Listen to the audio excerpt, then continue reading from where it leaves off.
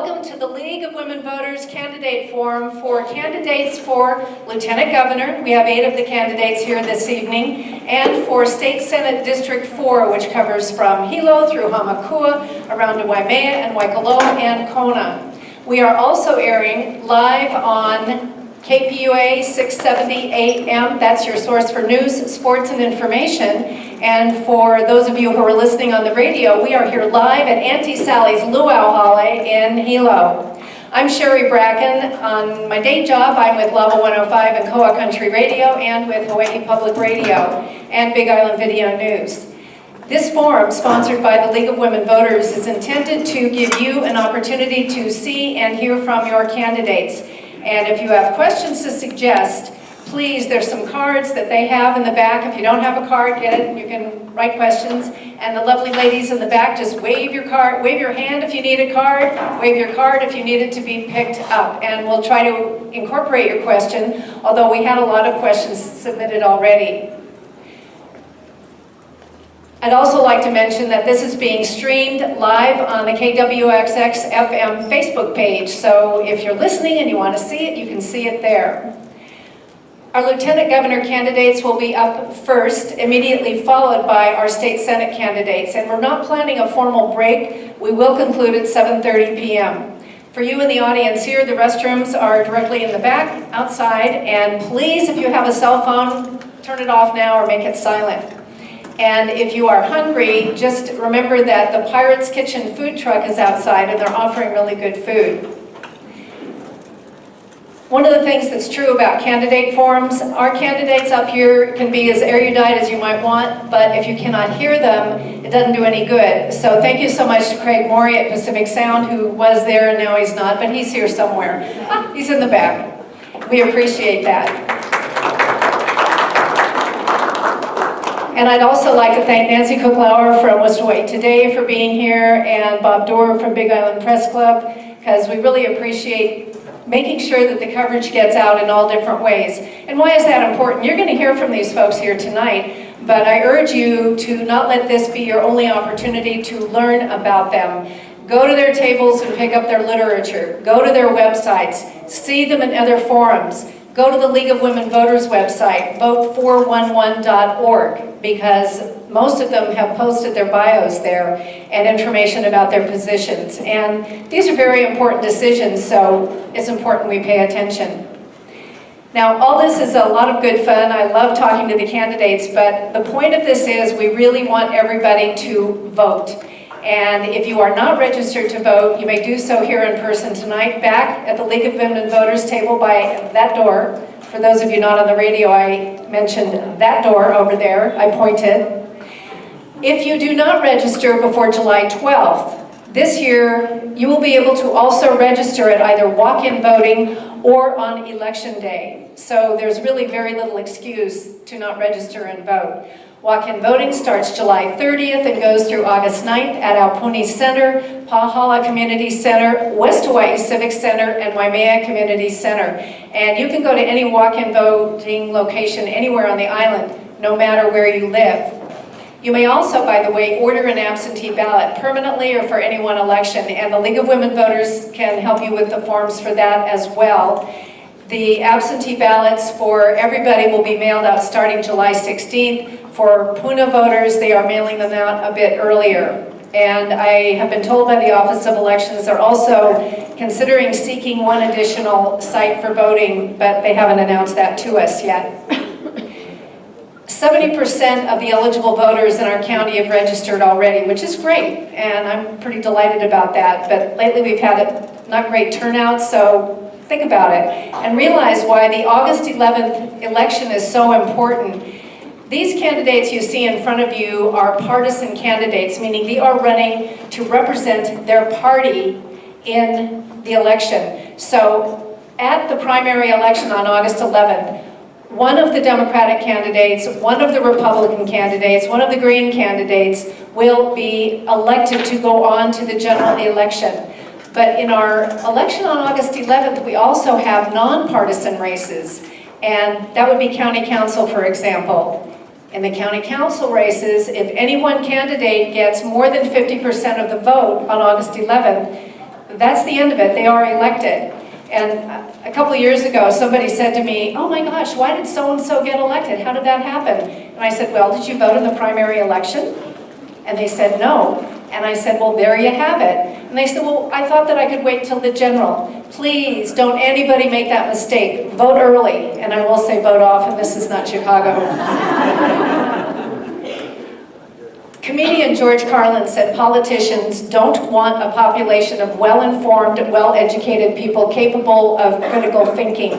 And I think here in Hawaii County, we absolutely belie what Mr. Carlin thought. You're obviously interested in being well-informed, and I urge you to learn more. And by the way, there was a governor forum in Kailua Kona many days ago, 10 days ago, and that is up at BigIslandVideoNews.com if you'd like to see that. And some of these lieutenant governor candidates were part of that as well, so you may also see that at BigIslandVideoNews.com. And you may expect to see a governor forum here in Hilo on Friday, July 20th. I think it's going to be at Ark of Kona, but more on that later.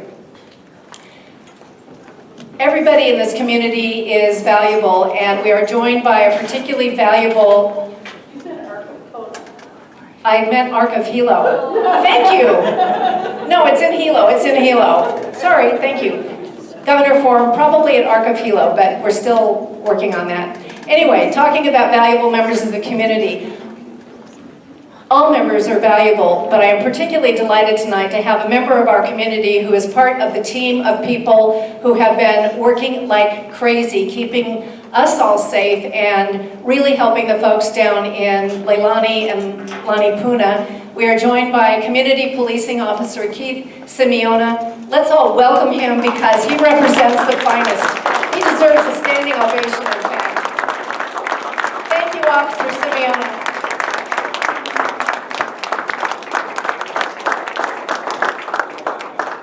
Okay, now, that was a great round of applause, and I would like you to keep that in your mind and don't do it again until I let you know it's time. Because I'm now going to introduce our candidates, and in the interest of time and making sure we have as much time as we can to hear from them, please hold your applause.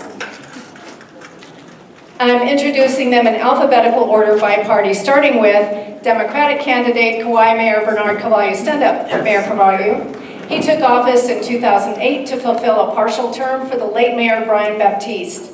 A Kauai native, he graduated from Kapa'a High School and from UH Manoa with a full-ride football scholarship and a degree in PR and communications, and was drafted by the Miami Dolphins. He's been a county employee since 1985, serving as Community Assistance Office Director and Department of Parks and Recreation Director. Mayor Carvalho is married to a nurse and they have 3 children. Thank you, sir. And next up is Democratic State Senator Will Espero. His family is from the Philippines. He was born at the U.S. Naval Base in Yokosuka, Japan. As a military kid, he grew up around the world. Senator Espero graduated from Seattle University with a degree in business management and has lived in Hawaii for 36 years. He worked in finance and banking, property management, and the administration of Frank Fossey. He has been in the state legislature for 19 years and is in his 5th term in the Senate, serving as Senate Majority Floor Leader and Chair of the Senate Housing Committee, and he has 3 children. Thank you, Senator. Next up is, oh, did we put you in incorrect alphabetical order? We did. Many apologies. Okay, we're going to take you out of alphabetical order and we're going to introduce Democratic candidate Kim Coco Iwamoto, born on Kauai. Kim Coco began her career as a public interest attorney, coordinating free legal clinics and homeless shelters and community centers across the state. She has received degrees from the Fashion Institute of Technology, San Francisco State, and she got her law degree at the University of New Mexico. She's been a family caregiver plus a certified therapeutic foster parent to formerly homeless or incarcerated teenagers. She was elected to Hawaii's Board of Education in 2006 and 2010. In 2013, the Obama White House honored Kim Coco as a champion of change for her public education advocacy. And now, out of alphabetical order because of our mistake, is Democratic State Senator Joshua Green. After completing his medical training, Senator Dr. Green came to the Big Island 17 years ago, working as a family physician and emergency room doctor in rural hospitals and clinics. Today, he still works in the emergency room at Kohala Hospital on weekends. From 2004 to 2008, Dr. Green served in the Hawaii State House of Representatives. Since 2008, he has served in the State Senate as chair of the Health Committee and current chair of the Human Services Committee. He's married to Jamie, and she's from Kaneohe, and they have a son and daughter.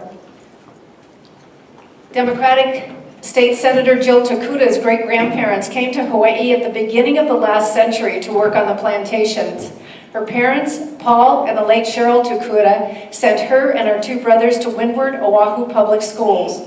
Tokuda received her BA in International Relations and a minor in Japanese Studies from the George Washington University in Washington, D.C. She served as an aide to then-Lieutenant Governor Mazie Hirono as Director of Development for the National Kidney Foundation of Hawaii, and she also ran her own small recycling business. Jill Tokuda has served in the Hawaii State Senate since 2006. We also are joined today by Green Party candidate Renee Yang. Ms. Ng worked for the City and County of Honolulu as a program director for more than 30 years, at a job she loved and it had great benefits. For over 30 years, she was organizing people, creating programs, and implementing them. She has worked on and chaired various committees in the community for affordable housing, universal health care, and A+ after-school child care. Thank you. We are also joined by two Republican candidates. First up is Republican candidate Marissa Kearns, who was born into poverty in the Philippines and now is owner-operator of a shipping business on Oahu. Marissa has 11 siblings and worked on a vegetable farm and has had lots of jobs both as a child and as an adult. She put herself through college and went to work for Advanced Micro Devices. She moved to Hawaii in 1987, got a job with a freight forwarding company, and then bought a shipping business in 2006. She has been recognized by the Honolulu City Council for her community work and has led grassroots initiatives for change. Marissa and her husband Gary reside on Oahu's Waianae Coast. Thank you. And we have Republican Lieutenant Governor candidate Jeremy Lowe, who was born and raised in Honolulu. Mr. Lowe's family has been in Hawaii for 4 generations, starting in the late 1800s. Mr. Lowe has worked in all 3 branches of Hawaii state government, the University of Hawaii, and private nonprofits as a research analyst. While in government, he worked for the legal administration and several Republican state representatives. Jeremy Lowe is a Rotary Scholar at the National University of Singapore and has a master's from the University of Hawaii, an undergraduate degree from Claremont McKenna College, and is a graduate of Punahou School. Thank you, Mr. Lowe. There was one additional candidate who accepted the invitation of the League of Women Voters, but quite sadly, he got sick over the weekend with a respiratory disease, and his doctor said, "You're not really good for flying," which is ironic because he is a pilot. So I'll just tell you that he did accept, he was planning on being here. It's Republican Steve Lipscomb, born and raised in Baltimore. He earned his bachelor's in computer science from the Citadel, the Military College of South Carolina. And as I mentioned, he was an Air Force pilot stationed around the world and throughout the U.S. He holds a master's in aeronautical science and in air mobility logistics. After retiring from the Air Force, he joined Dell and then Microsoft, and he lives on Oahu. And since he couldn't be here, I told him we would at least read his bio because he had really good intentions. So, candidates, I want to thank you all for your major commitment to public service. It is very difficult to be in public service. It's difficult to run, and I'd like to have everybody join me now in thanking these candidates.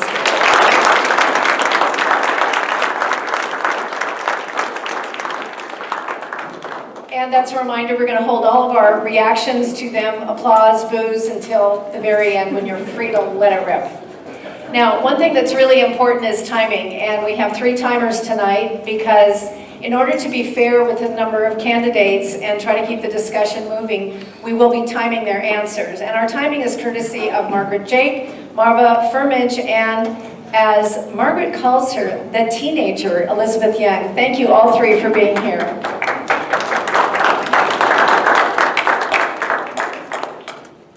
The way our forum will work is that once I give the candidates the question, that's when the timers start timing. When they have 30 seconds left and 15 seconds left, they'll get a notification. And then at time, that's the end. And we do not give a grace period. And I'll yell at you to make you stop. You know that. Nothing personal. It's just in the interest of fairness. Our first question, which will be given to all the candidates, and we ask you to stay seated during the question answering, and this is a 1-minute question, is why you decided to run for Lieutenant Governor. We're just going to start with Mayor Carvalho. Okay, good afternoon and aloha. Happy to be with all of you. Thank you to the League of Women Voters, and thank you so much for organizing this event tonight. Well, let me tell you, I've been mayor for the island of Kauai for the past 10 years, and the most recent disasters really took place on Kauai and now here on your beautiful island. And so right off the plane, when I got off the plane today, I went straight out and met with the faith-based LDS churches and the faith-based community. Got to talk and share some of the things that the faith-based community has done in Kauai as well as here. And so got to meet with some of the county officials and just to talk story and share some of the things we're doing back home. Then I went over to the Red Cross shelter at Pahoa, the athletic complex. I met up there with Glenn Kokopun and Rosen Yanetta and got to visit and see the layout of the entire Red Cross operation. And people and the families are there and the volunteers and just talking and asking and bridging and connecting and seeing and touching, because I understand that. As mayor, I know what a boots on the ground type of leadership it takes to get into Thank you. That was your 1 minute, Mayor Carvalho. One thing we know about people who are in political life, they can talk. And I want to remind you, this is a 1 minute question, and just give us why you decided to run for Lieutenant Governor, Senator Espero. Thank you, League of Women Voters, and all of you for being here. I have 27 years in state government. I've been privileged and blessed to represent my community, and I want to give back. Of the Democrats, believe it or not, I'm the oldest Democrat running here. And now it's my time. I'm the tail end of the baby boomers. It's time to give back, make Hawaii a better place.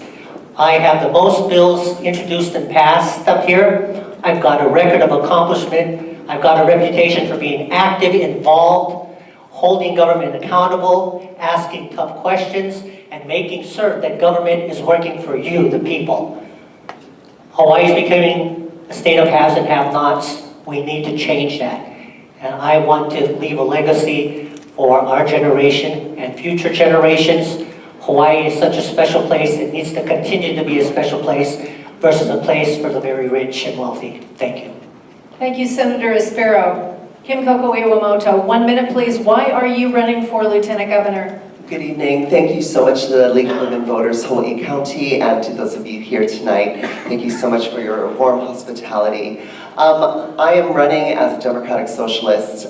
There's been huge amounts of corporate influence at our state capitol, and many of my colleagues here have received tens of thousands of dollars from corporations and have made decisions on behalf of the people of Hawaii which have benefited corporations at the expense of our Aina and the people who call Hawaii home. We have one of the highest rates of homelessness in the country.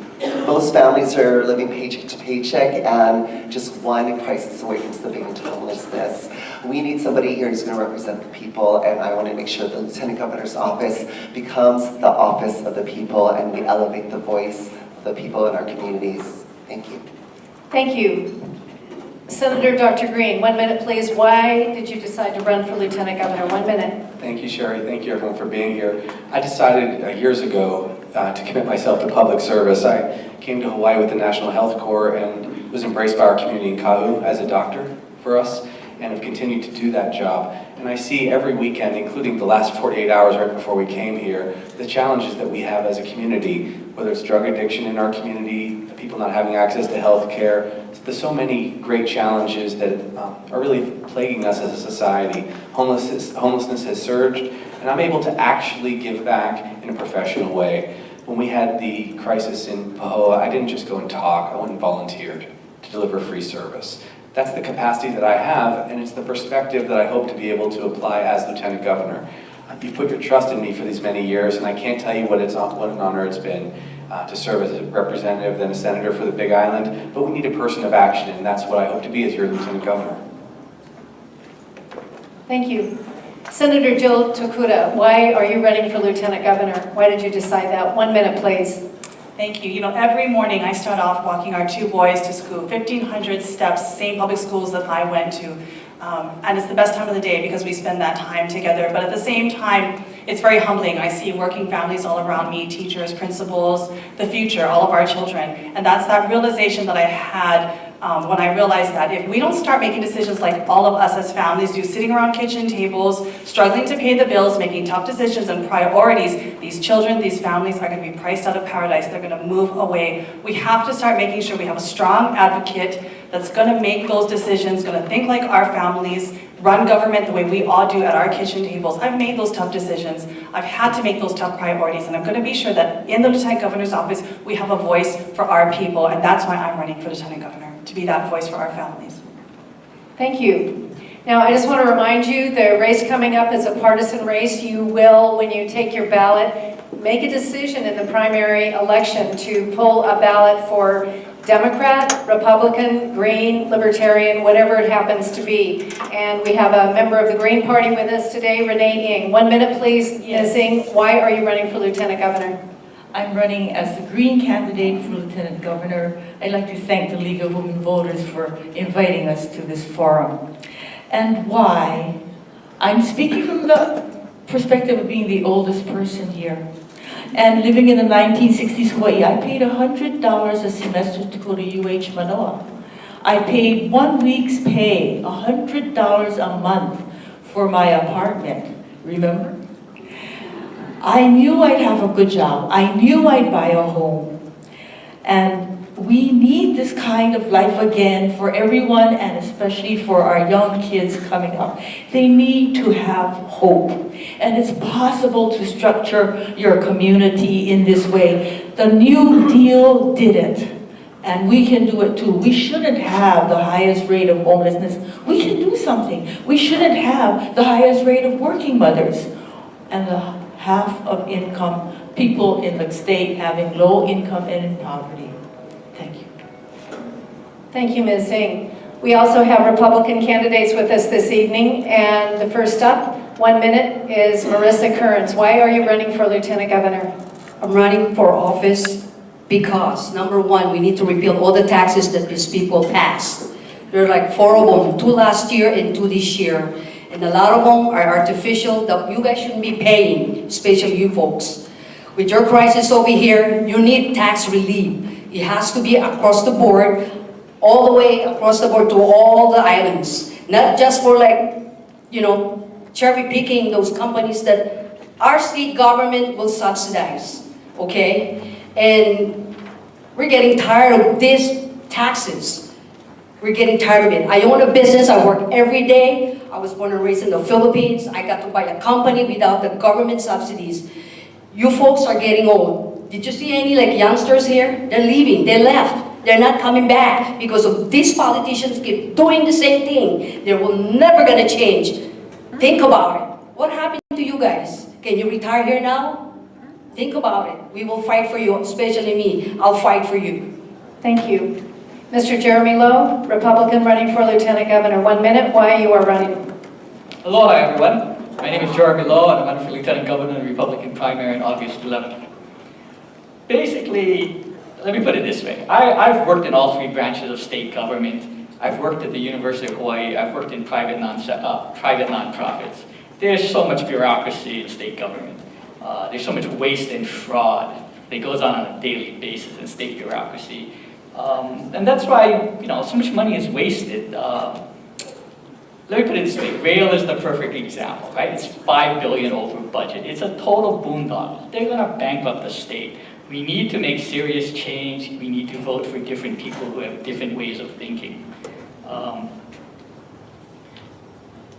Let me explain this, okay. When you have a new administration, new policies, new sheriff is in town, day one, sworn in, you will have instantly, you'll save tens of billions of dollars because you have different people running the government. It's that easy. Thank you. Thank you very much. Now we're going to ask each candidate a question that is a 2-minute question, and it is this, and we're going to be starting Senator Tokuda with you. In general, the constitutional duties of the lieutenant governor are to serve if the governor cannot, and some administrative duties such as marriage licenses and state IDs. And there have been some lieutenant governors that have been really excellent at essentially setting their own course, coming up with plans and programs that they want to do, convincing the governor to let them do it. And so for each one of you, we'd like to know in 2 minutes, essentially, what is your platform? What are you going to propose to the governor as your responsibility, and then how do you plan to do it? Starting with you, Senator Jill Tokuda, Democrat. 2 minutes. 2 minutes. That's a lot to say in 2 minutes. So let me take a shot at that. You know, for myself, public service has always been very personal.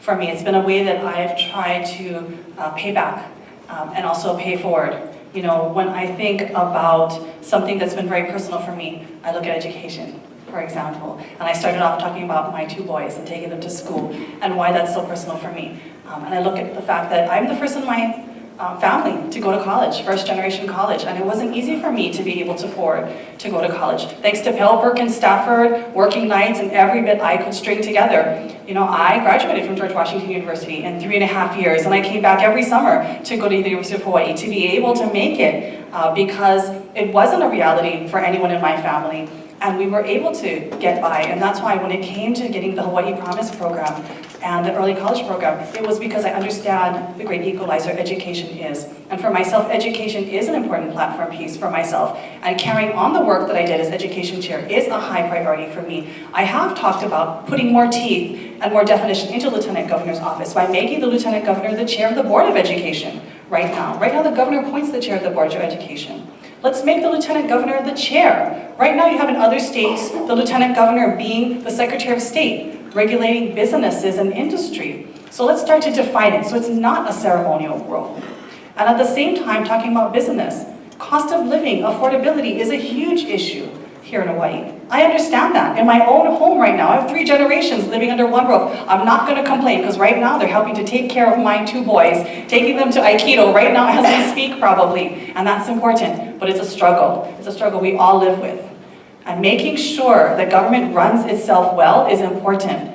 Drilling down on that affordability issue, understanding that $14 billion budget so our farm families can survive, that's a big priority for me. Working as a team with the governor to deal with these affordability issues, that's a second priority for me. So education affordability is a top priority for me and a platform issue I would work on. So thank you for that question.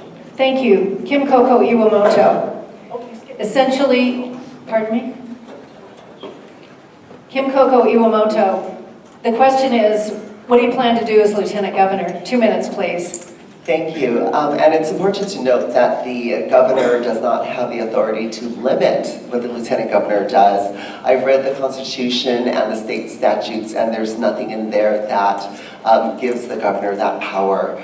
So with that in mind, the sky's the limit in terms of what we can do. And the main thing I want to do is make sure that the people who've been working on the front lines of various issues, whether it's education, the environment, economic justice, criminal justice reform, that they are occupying that office and building their coalitions to coalesce their power. I've been working on education. I've put in more than 10,000 hours in that sector. And the one takeaway I have is that we've been underfunding education from preschool all the way through the UH system.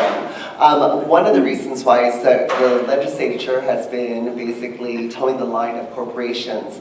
Hawaii has the lowest corporate tax rate in the country. Alabama's 49th, and we are 50% below Alabama. We are less than all of the Republican states. How is that possible? Why are we refusing to tax the profits that corporations are making in Hawaii? Furthermore, 27% of all land in Hawaii is owned by people who don't even live here. They have nothing other than seeing Hawaii as an investment. They're not invested in our communities. We need to tax their properties. We need to make sure that they're investing in our community. And then we don't have to come from a scarcity model in terms of pitting one program against another. We can fully fund education. We can fully fund care for Puna. mental health services, drug treatment programs across the state. We can have all that if we have the courage to tax corporations their fair share. Thank you. Thank you very much. Senator Espero, tell us why you decided to run for Lieutenant Governor. 2 minutes, please. Not why I decided to run, what I'm going to do. That's right, thank you. Thank That's you. exactly what I want to know. Okay, first of all, I'm going to be the most active, involved lieutenant governor you've ever seen in this state. And when you look at my track record, you say that's not all talk. I've done a lot.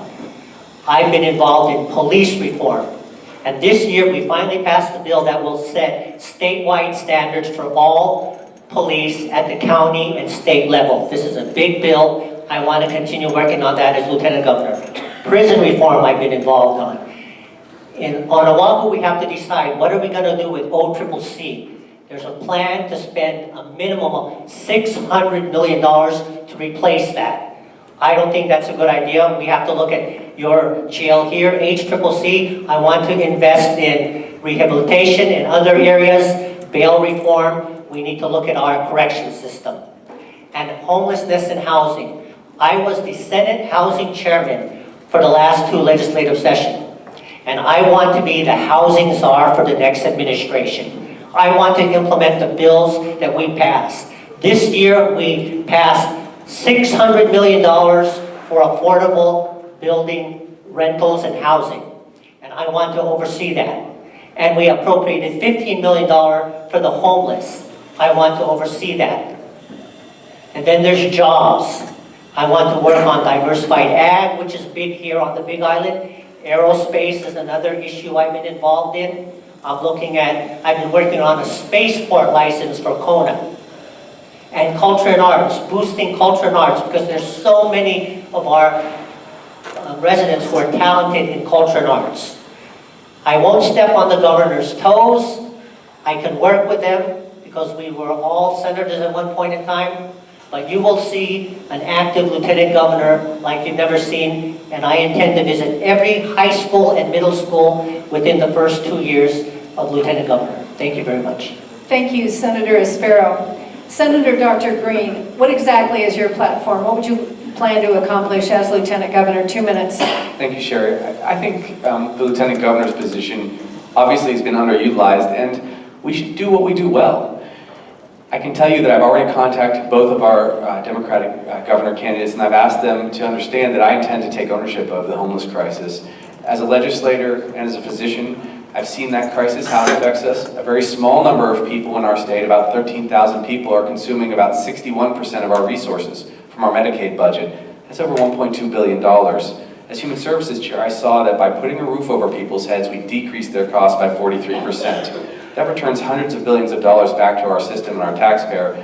Because we would address it better, I've begun to start an institute, which I will do as Lieutenant Governor across the state. By providing mental health care, by providing drug treatment, we can get people better. We can actually address the real problems, and that's what I do as a physician.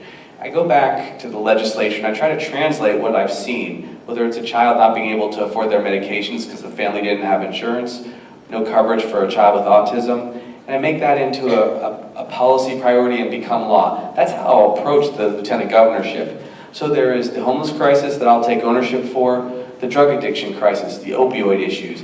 I see so many individuals in the ER suffering from opioid addiction, and we must get them off the drugs. Because all violence, and our good police officers fight that violence, all violence virtually comes from addiction. That's what we see in the ER, that's what we see on the streets. So by taking ownership of these fundamental problems in our society from a place of experience, you'll actually get a worthwhile lieutenant governor. These are the kind of priorities I'd like to pursue. I will always support our governor, but only 10% of our people get drug treatment. Only 5% who have addiction. Only 5% of our people get mental health care. These are the kind of priorities that can really be addressed by someone with that hands-on, in the trenches experience. And I've been honored to do it for you these many years. That's how I hope to approach my priorities, but I really feel that they are our priorities because I see them firsthand in the Big Island, and I know that that's the state case. Thank you, Senator Dr. Green. Mayor Carvalho, what do you plan to accomplish, please? 2 minutes. In continuing my first opening statement, emergency preparedness to me is a big, big part as we move forward. our environment is changing, our lifestyles are changing, our sea level rise, all of it. And with my experience, my executive level experience having to deal with emergencies, hurricanes, and other recent flooding, and going out and visiting Pu'onoa o Puna, met with Ashley and seeing how that functions out there. What a wonderful opportunity for our people to come and give back. And that was great to see that. And micro-housing units that are happening right out here as well. I visited that this morning. So that too is a boots on the ground kind of leader. You know, clean energy back on Kauai. Little things mean big for me. And I think we can take it to the next level. Clean energy, all of our street lights are converted to LED lighting. Food sustainability, our 75-acre ag park. We need to look at ag parks and help people to grow what they want to grow. We as government provide the land, 75 acres. You the people grow what you want to grow. And let's work together. Green jobs, green education. We brought the Future Farmers program back into the high schools on Kauai. And incorporating the science and technology into, we need to grow new future farmers, everybody. And it's important for us to understand that. Natural resource management, honoring our culture, honoring our land, making decisions that are based upon the water that flows, and how we connect with the Aina, and how we make decisions of the future based on the past, so everything can flow in a Pono way. Very important. Waste reduction, reduce, reuse, recycle. We're building the Disneyland of waste. We're going to educate our kids how to really reduce, reuse, and recycle, and understand the need to be very aggressive in diverting. And I think that's very important. We're seeking to site a new landfill on Kauai. But my experience brings to the table and to the Lieutenant Governor's office the opportunity to reach out and connect. It's about people. I believe that. And of course, smart growth principles. We secured a $13.5 million Tiger Grant, a very aggressive Tiger Grant, which is transforming our island into walkable, bikeable, complete streets, safe routes to school, lighted crosswalks kind of community. I'm going to do that for the Lieutenant Governor's office. Thank you, Mayor Carvalho. I'd like to turn to our Republican candidates now, starting with Jeremy Lowe. Mr. Lowe, if you are elected Lieutenant Governor, which of course means there's also a Republican governor, what do you plan to do as Lieutenant Governor? 2 minutes. Aloha, everyone. My name is Jeremy Lowe, and I'm running for Lieutenant Governor in the Republican primary on August 11th. I'm a real conservative, and I'm a real Republican. The office of Lieutenant Governor has been underutilized for years. As Lieutenant Governor, I will be a very proactive advocate for good public policies. I also see the Lieutenant Governor becoming an unofficial Inspector General, which would be very different than the State Auditor. The Lieutenant Governor is part of the executive branch. The State Auditor is part of the legislative branch. The Lieutenant Governor is elected by the people. The State Auditor is selected by the majority of the legislature. The State Auditor just writes reports and can't fine or sue anyone. The Lieutenant Governor could actually root out the waste and fraud in state government bureaucracy. As a Hawaii State constitutional officer, the Lieutenant Governor has the duty and authority to do much more than past Lieutenant Governors have done. It's a matter of backbone and political will, and not just waiting around as a political understudy. I am running for Lieutenant Governor to improve our economy and create new private sector jobs by implementing good and sensible public policies. I support tax cuts, and I oppose tax increases. Businesses will invest, expand, and create more jobs when their tax burden is low. I strongly support the Second Amendment, and I'm a life member of the NRA. My campaign slogan is, "Make Hawaii Great Again." To find more information about me and my stand on issues, please go to my website, votejeremylowe.com, and my Facebook page, Jeremy Lowe for Lieutenant Governor. Please vote for me, Jeremy Lowe, in the Republican primary on August 11th. Thank you and mahalo. Thank you very much, Mr. Lowe. Ms. Kearns, what do you plan to do? What do you plan to accomplish as Lieutenant Governor? Please, 2 minutes. I want to accomplish a lot, especially working with the legislators and the governor. Hopefully you guys elect a Republican, because we need to repeal a lot of these taxes that these guys have been creating, because it's not helping all of us. Tax cuts supposed to be across the board, that cherry picking gives subsidies to those companies that they know. It's not right. You pay for the taxes across the board. We should have all the tax cuts, okay? And if you look at the April report by the Wallet Hub, State of Hawaii, money that came from the government, our federal, I would say subsidy from our government, State of Hawaii is not spending it correctly, wisely. We're number 15. It means these legislators are not putting the money where it's supposed to be, like fixing our roads, fix our education. You're right? get rid of all those bloated taxes like they want you to pay for the rail. That's wrong. That's completely wrong. It's not the right time. The papaya growers in your island need to cultivate the land because you got thousands, I would say millions of acres here. They need those. Don't wait anymore. That's the kind of government we have. They can't wait anymore. They want to go back and work, export more papayas. And I think our #1 industry should be agriculture, not tourism, because look what they're doing with the Japanese tourists. Other tourists, they're beating them up in Oahu. It's not right. The primary job of our government is secure and safety of our people. You guys are very lucky you don't live in Oahu. It's very dangerous. I'm sorry. We don't have enough roads. People are getting, I'm sorry. It's just like tough. I'm for you guys. You guys have to travel to Oahu, get your health care. I think that's wrong. You guys should have a top-notch hospital here because that's a life and death, and that's one of the reasons the government should run correctly. And again, unfunded pension, it's like 26 billion. You guys can help pay for Ms. it. Kearns. Thank you, Ms. Kearns. Let's give Renee Yang, the Green candidate, an opportunity to tell us what you will do if you are elected Lieutenant Governor with a Green Party governor. 2 minutes. Thank you. I hate twiddling my thumbs, so I would be a very active lieutenant governor. And we have two things that we can do immediately because we have the tools. One is, did you, for instance, know that Canada has a Medicare system and they pay half of what we pay for their health care?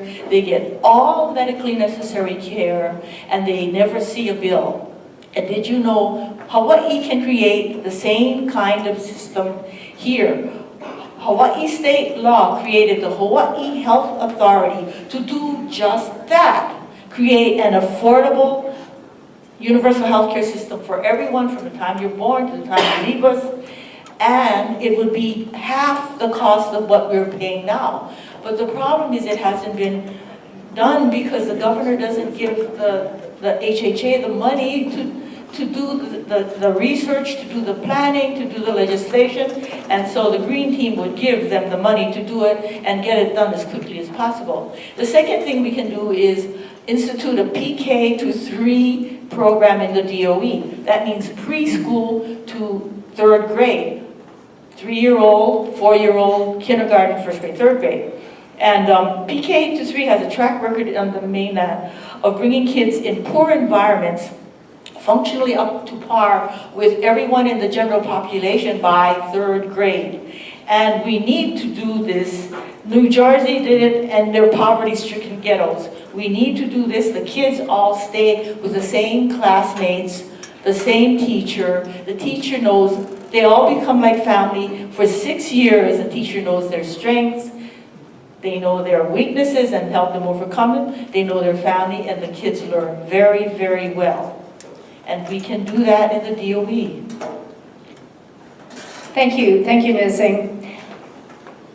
I'd like to give each one of you a chance to do a little more follow-up. And let's start with you, Ms. Yang, since you just completed. You spoke about, and I'm going to give you all 1 minute to do that. You spoke about improving our healthcare system here and making it more like Canada's Medicare. Is that something that can be done here on just this state basis? And how would it work, given that many of us do travel to other states? Take 1 minute and just give us a little more on that thought.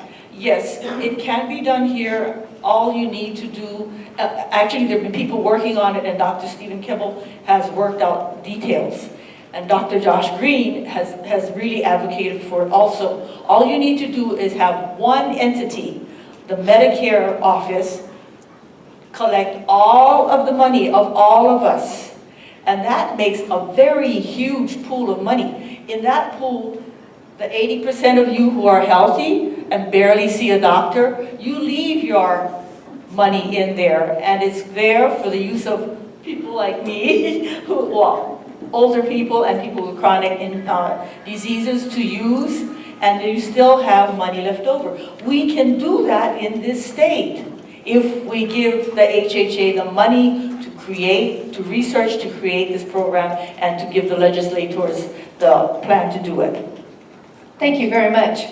I'd like to go back to Mr. Lowe. You talked about creating new private sector jobs. In 1 minute, just give us a better sense as to how you intend to do that as Lieutenant Governor. Basically, I believe in free markets. I believe in capitalism. As a Republican, we believe in small government. We think government should stay out of your way when they don't need to be there. They shouldn't overregulate you. But government should help you when you really need help, right? You know, we look at the volcano, you know, a lot of people displaced. Clearly, that's a government function. Emergency management, that's a good use of government money, right? But, you know, there's so much waste and fraud. And the Democrats, they choose to tax us no matter what, whether the economy is good or bad. They don't need to do that. There's plenty of revenues. You just got to manage better. So, you know, there's a lot of things we could do. Basically, I believe government should be small. You're all rugged individualists. You live on the Big Island, right? You don't have a lot of the amenities that are on Oahu. You understand the concept of being, you know, American freedom and liberty. So, Thank you. Think that way and Thank you, vote Mr. Law. Thank you. Thank you. Ms. Kearns, when you spoke, you talked about agriculture, and clearly agriculture is something that's critical to Hawaii Island. But right now, we have had a lot of our agriculture, papaya farms, for example, completely wiped out. So in 1 minute, tell us what you as Lieutenant Governor would do to make a difference for this island relative to our agriculture sector, please. Yes, I've been traveling the entire islands, the entire Hawaii, and it kind of like dawned to me, driving around, so many thousands of acres just sitting. I understand you probably bought it, or it's probably swampland to you guys by the state, but it shouldn't be sitting. It should have been cultivated. I understand some of them are you know, they just store their cows in there, that's fine. But you should designate at least half of them, or quarter of the land, dig it out. If you have to grow corn, help you to be sustainable in your business. You know, I've been in shipping industry for 30 years here, and I've seen all these exporters. You know, I have people in Oahu farmers, they export their ginger, their sweet potatoes, and you gotta believe this, and they're like what? Vietnamese, Thailander. Come on, Hawaiians, where are you folks? These guys are really up there. They won't mind digging, and they're helping our economy. Don't let your land sit. It doesn't have to be big land. Small land is better because that's all you can afford to cultivate. Thank you, Ms. Kearns. We appreciate it. Senator Tokuda, let's go back to you. You spoke about education as being one of your passions. In 1 minute, tell us, and you said you wanted to be head of the Board of Education. Give us a sense in 1 minute, what would you change about education here in the state? That's tough in 1 minute. So let me give you one idea that I came up with talking to some teachers recently that would cover both cost of living and education. We recently saw teacher shortages a really big problem, and that's really because of also cost of living, another big priority I want to touch on. A few years ago, about 5 years ago, I passed the public school lands bill because I really felt that the assets our school sits on needs to be better utilized to benefit public good. One of the things we talked about with that public school lands bill was the potential to use our lands, 255 schools, to be able to build workforce housing on those properties. So one thought is on potentially some of those lands, could we build workforce housing and give teachers and school personnel first preference so that in addition to working near their schools, they could put down roots and actually be able to live near their schools? That's not going to be the panacea, that's not going to be the silver bullet, but if they're able to put down roots and reduce some of their costs overall, in addition to looking at other issues like being able to give them stipends, additional salaries, helping them put down roots and address that issue and can also reduce costs. Thank you, Senator Tokuda. So thank you for that question. Kim Coco Iwamoto, you also mentioned education. You specifically said that education is underfunded. So in 1 minute, give us a sense as to what your thoughts are about how to correct that situation. 1 minute, please. Thank you. As I mentioned, we need to increase our tax base by taxing corporations their fair share on the profits they make in Hawaii to benefit the people. So that's a recap. I also want to talk about Mrs. Yang mentioned the nostalgia of 50 years ago when school teachers, 2 elementary school teachers could buy their own home on a teacher's salary, right? They're both teachers, they're both earning a certain wage, and they could buy a home in Hawaii. What's interesting is that when we hear the Oklahoma teachers going on strike, and they're not even represented by unions, and they're making $35,000 to start, here in Hawaii we're only paying them $42,000, and they are represented by unions. But when you look at the cost of living and how much it is, I went on Craigslist to look at how much an apartment in Oklahoma City costs, and it's $500 versus $1,200 here in Hawaii. The discrepancy is huge, and we need to address this by investing resources. Thank you very much. Senator Espero, you mentioned prison reform. There's been a lot of talk about ways to keep people out of prison by providing alternatives or diversions. And I don't know if that's part of your problem, what you see as a solution to the problem, but in 1 minute, give us a sense as to prison reform and how it might affect us here on the Big Island of Hawaii. 1 minute, please.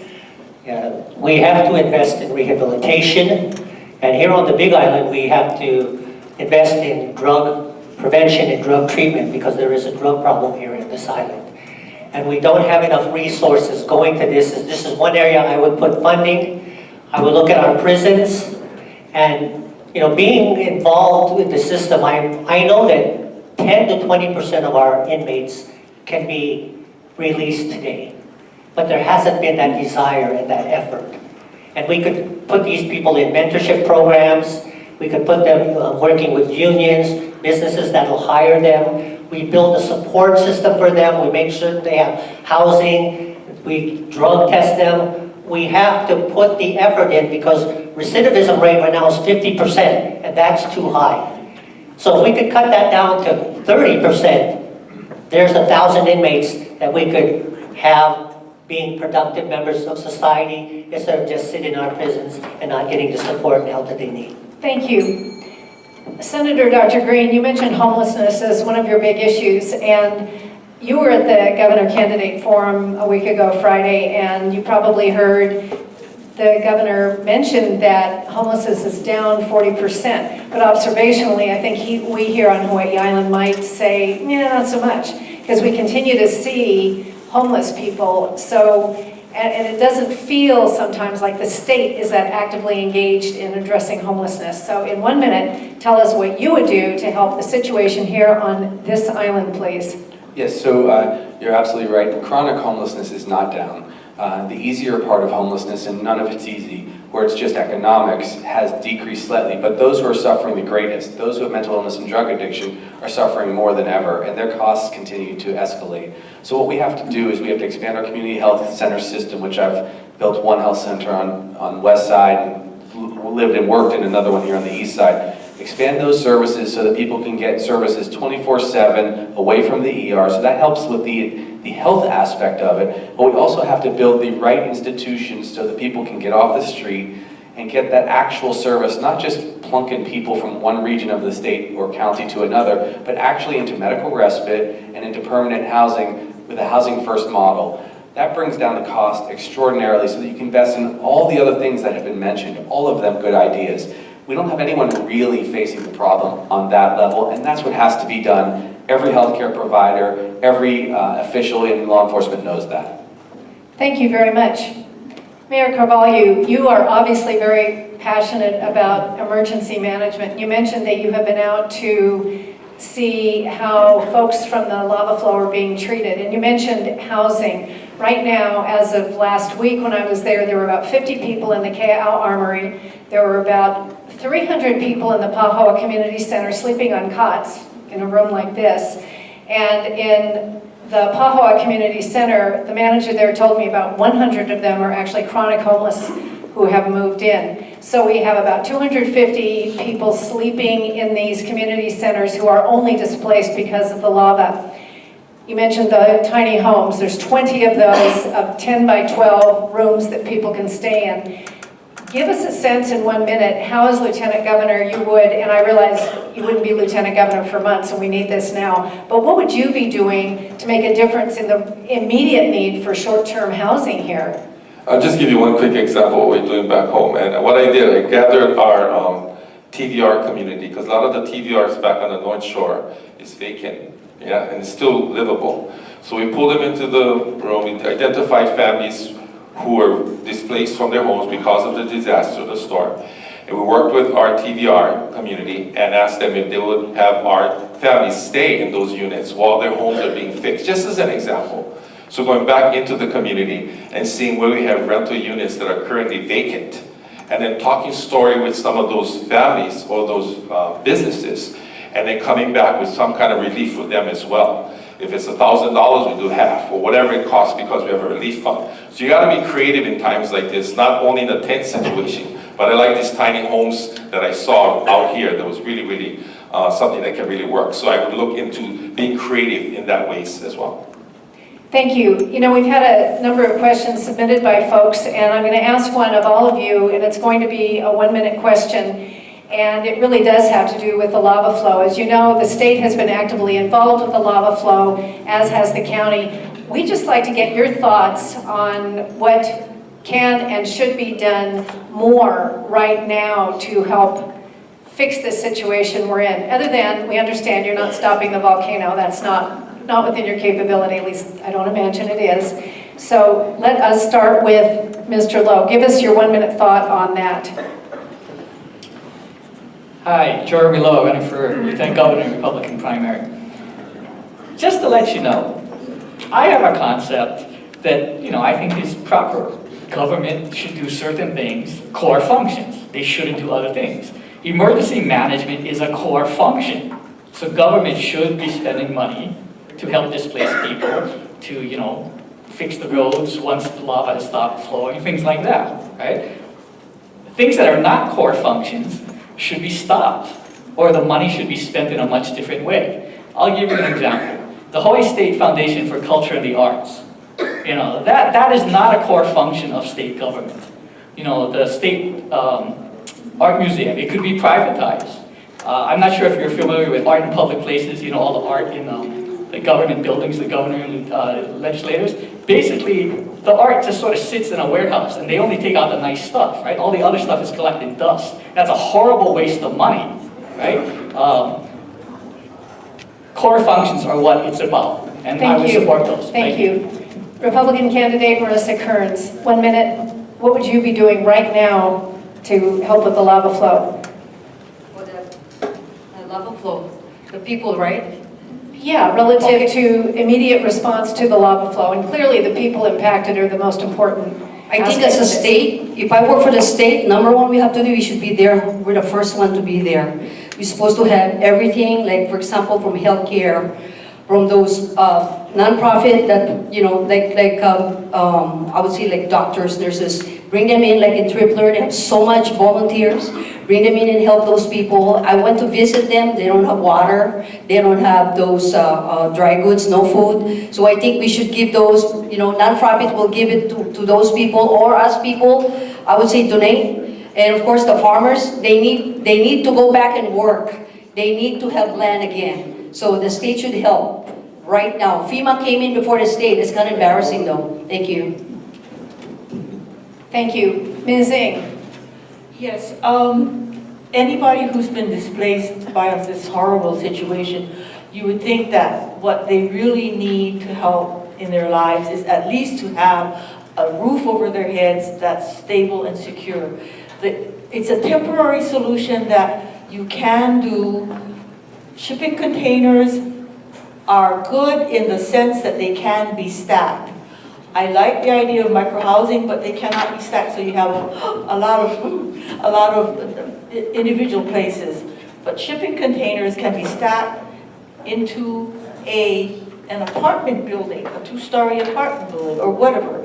And later on, if you build it on state land, as the Local 5 has brought up with the governor, then it can become homeless housing when the people who are displaced, move out. So that's the fastest solution that I can think of.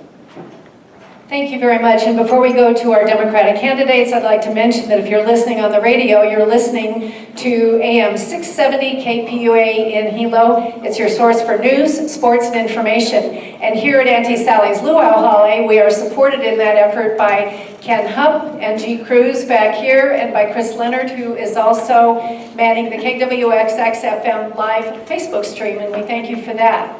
And now let's get to Senator Jill Tokuda. I'm sure that all of you have been paying very close attention to what is being done for our lava flow. So in 1 minute, give us a sense as to what you think additionally could be done right now. 1 minute. You know, and I remember just a few weeks after it happened, you know, I spoke with my friend Susie, who runs Ko'okala, and asked her what did she need, and she just said gas masks. She couldn't get any here, and I couldn't even find some on Oahu. So I met her at the airport, and I gave them to her, and she showed me in the back of her truck a couple of benches her students had painted, and when I saw them, I thought to myself, what if those are my kids? You know, they had painted those benches, and it instantly hit me, the fact that so many families out there are, this is what they're dealing with every single day, basic everyday life issues. And I've reached out to the Senate President and said, we've got to do something. We've got to come back for a special session and do everything we can to make sure that there are no barriers to making sure that our families have short and long-term shelter and housing. We have to make sure healthcare is not a barrier. They have what they need. And education, in a few short months, they're going to go back to school. They cannot miss a single day. And our farmers, I'm reaching out to them. We're organizing a meeting to make sure their whole livelihood, it's completely changed. We have to make sure it's not just about feeding our people. They have to have an industry, and they have to be able to take care of their families. Thank you. And that's what I'm doing. Thank you, right Senator Tokuda. I'd like to now go to Mayor Carvalho. 1 minute. What would you do immediately more right now? Well, you know, besides securing funding from the federal, state levels, and as well as the county, that's very important to have that resource. I would immediately, and we're working right now with Habitat for Humanity to see if they can also help us in working closely in developing more homes and units, because they have the footprint, they have the support, they have everything, you guys. And Habitat for Humanity, we've worked with them in numerous ways, and so that's another source or resource that we can get federal funds and other types of funding to help and assist, because they have the manpower, and that can happen quickly. So micro units, Habitat for Humanity, working closely and securing funding is very important from the federal, state, and county levels. As mayor, I still continue my declaration so we can provide the support for the family. So I think it's that kind of immediate response and understanding and the need to make sure that the resources are available, and then the volunteerism kicks in and all the different, like your unit right out here. I mean, oh my goodness, that was an awesome opportunity to visit that and see the resources that are coming to that wonderful place, offering food and supplies and all of that. So Ashley, great job. Thank you very much, Mayor Carvalho. Senator Dr. Green, 1 minute. What would you do immediately, maybe more differently than what's being done now? Thank you, Sher. I packed this bag, put a stethoscope in it, and a prescription pad, and I went and delivered care. The next morning, I slept there 2 nights because people were displaced from their medications. Need more volunteer support. I would do the following. I'd have the Army Corps of Engineers partner with our county and state forces and build 700 to 1,000 units.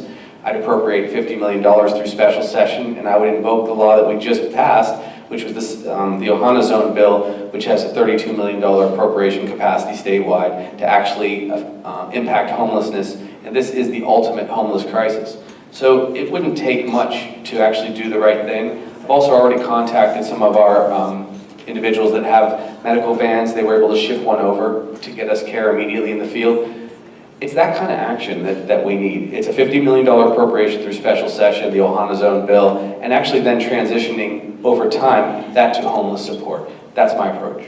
Thank you. Kim Coco Iwamoto, what would you do 1 minute in addition to what's being done? Got it.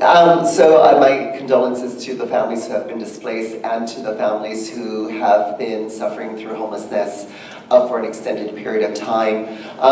We definitely, housing needs to be addressed immediately, and I think the moratorium on short-term rentals was an important one. I know Kauai did that, and Hawaii County did that as well.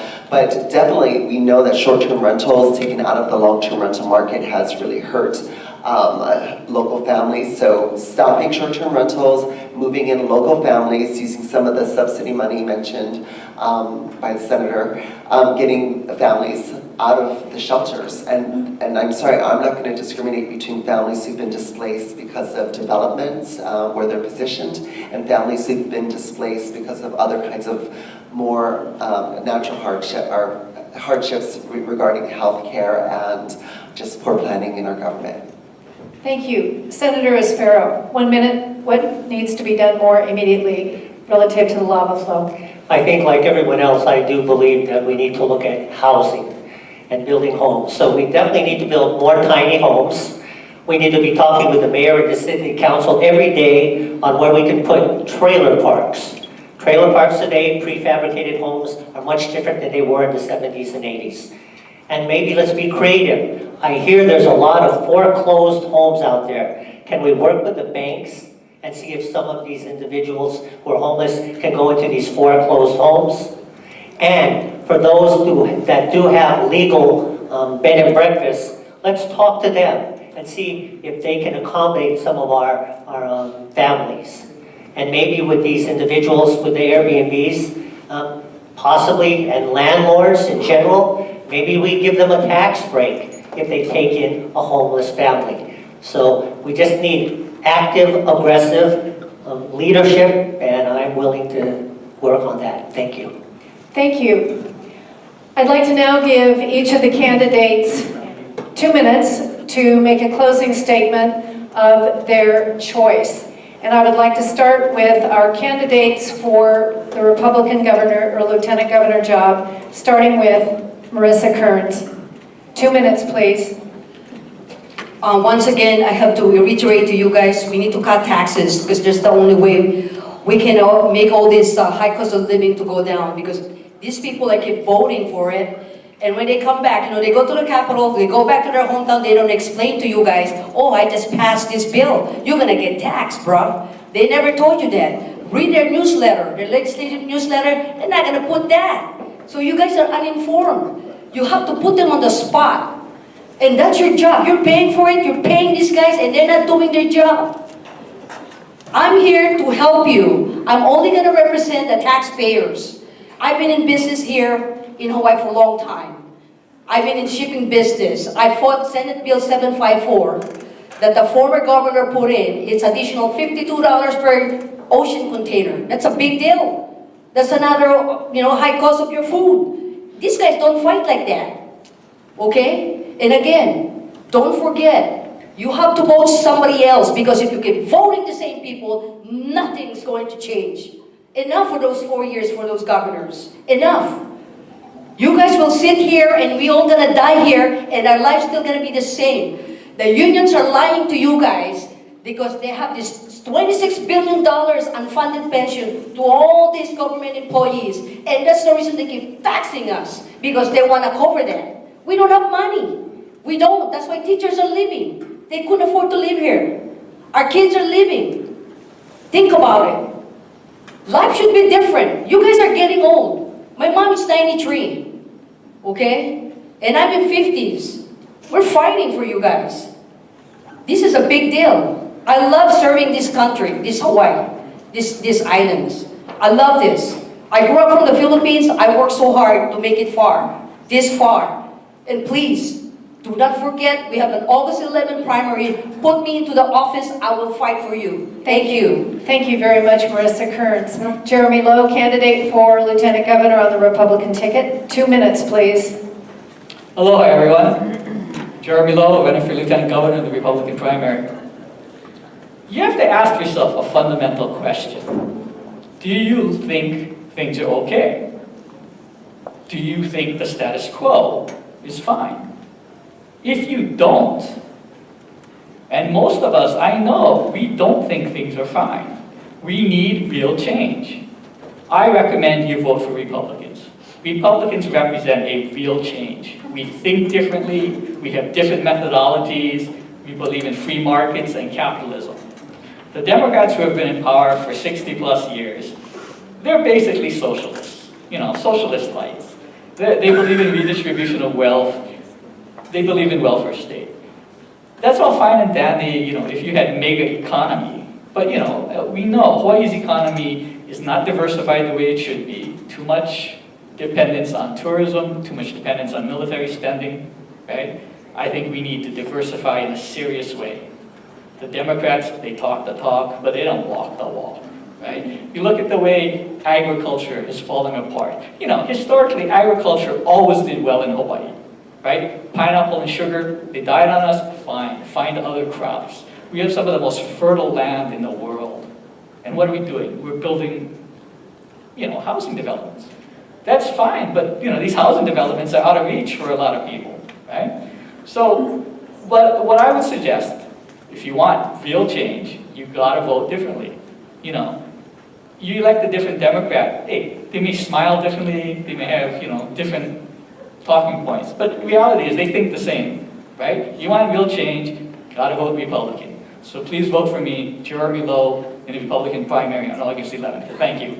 Thank you, Mr. Lowe. Renee Yang is running on the Green Party for Lieutenant Governor. 2 minutes, please, Ms. Yang. Great. It would be great if we could do more about affordable housing. You know, everyone knows the land here is really expensive. It's so expensive that the house is on the land under the house is 50% to 75% the cost of the housing. The rest is the cost of building it. And building on state land, the way Local 5 asked the governor to do, giving an affordable lease makes affordable housing possible, because only building on government land will cut half to 3/4 of that cost off immediately. Local 5 asked the governor to let them build on state land, and he seems amenable to it, starting to think about doing homeless on housing on state land. But you need to ensure that the housing stays affordable. None of this only affordable for 10 years, 20 years, 30 years. That's crazy. If you build on public land, that should be affordable forever. And if the state keeps the lease, if it leases only that land, it keeps the lease to that land, it can ensure that the housing stays affordable. If you do co-ops on public land, that is a very affordable model, because you only own a unit 150, and you cannot raise the cost of it, you know, sky high when you sell it. You have to keep it low. If you use public dollars, low-income housing tax credits, subsidies, that sort of thing, to build low-income housing, that's public money. Don't slap the public in the face and then say, no, you can't have it anymore after 15 years. And the most affordable housing mode is co-ops. In the Hawaii revised statutes, limited equity housing co-ops is a model that can be adopted. Thank you. Thank you, Renee Yang. We'd now like to go to the candidates for Lieutenant Governor from the Democratic Party. And we will start with State Senator Jill Tokuda. 2 minutes, please, Senator Tokuda. Thank you very much for hosting this forum. You know, I was at the Pai Pai Ko Hongoji Mon Dance on Saturday. I left yesterday. I'm back here today. I mentioned this because all day I've been looking down at my hand. I have a small smiley face on it.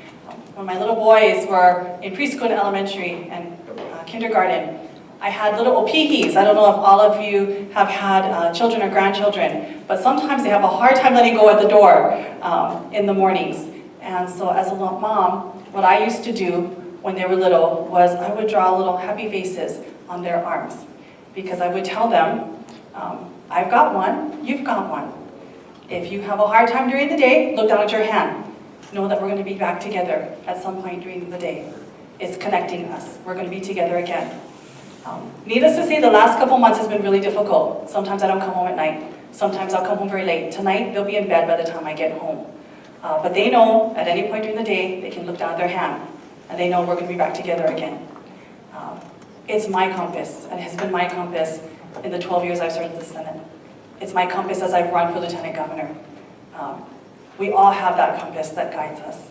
We all have what really tells us why we do what we do. Today, as I've sat at this forum and listened to all of these very important discussions, I've been thinking about my kids.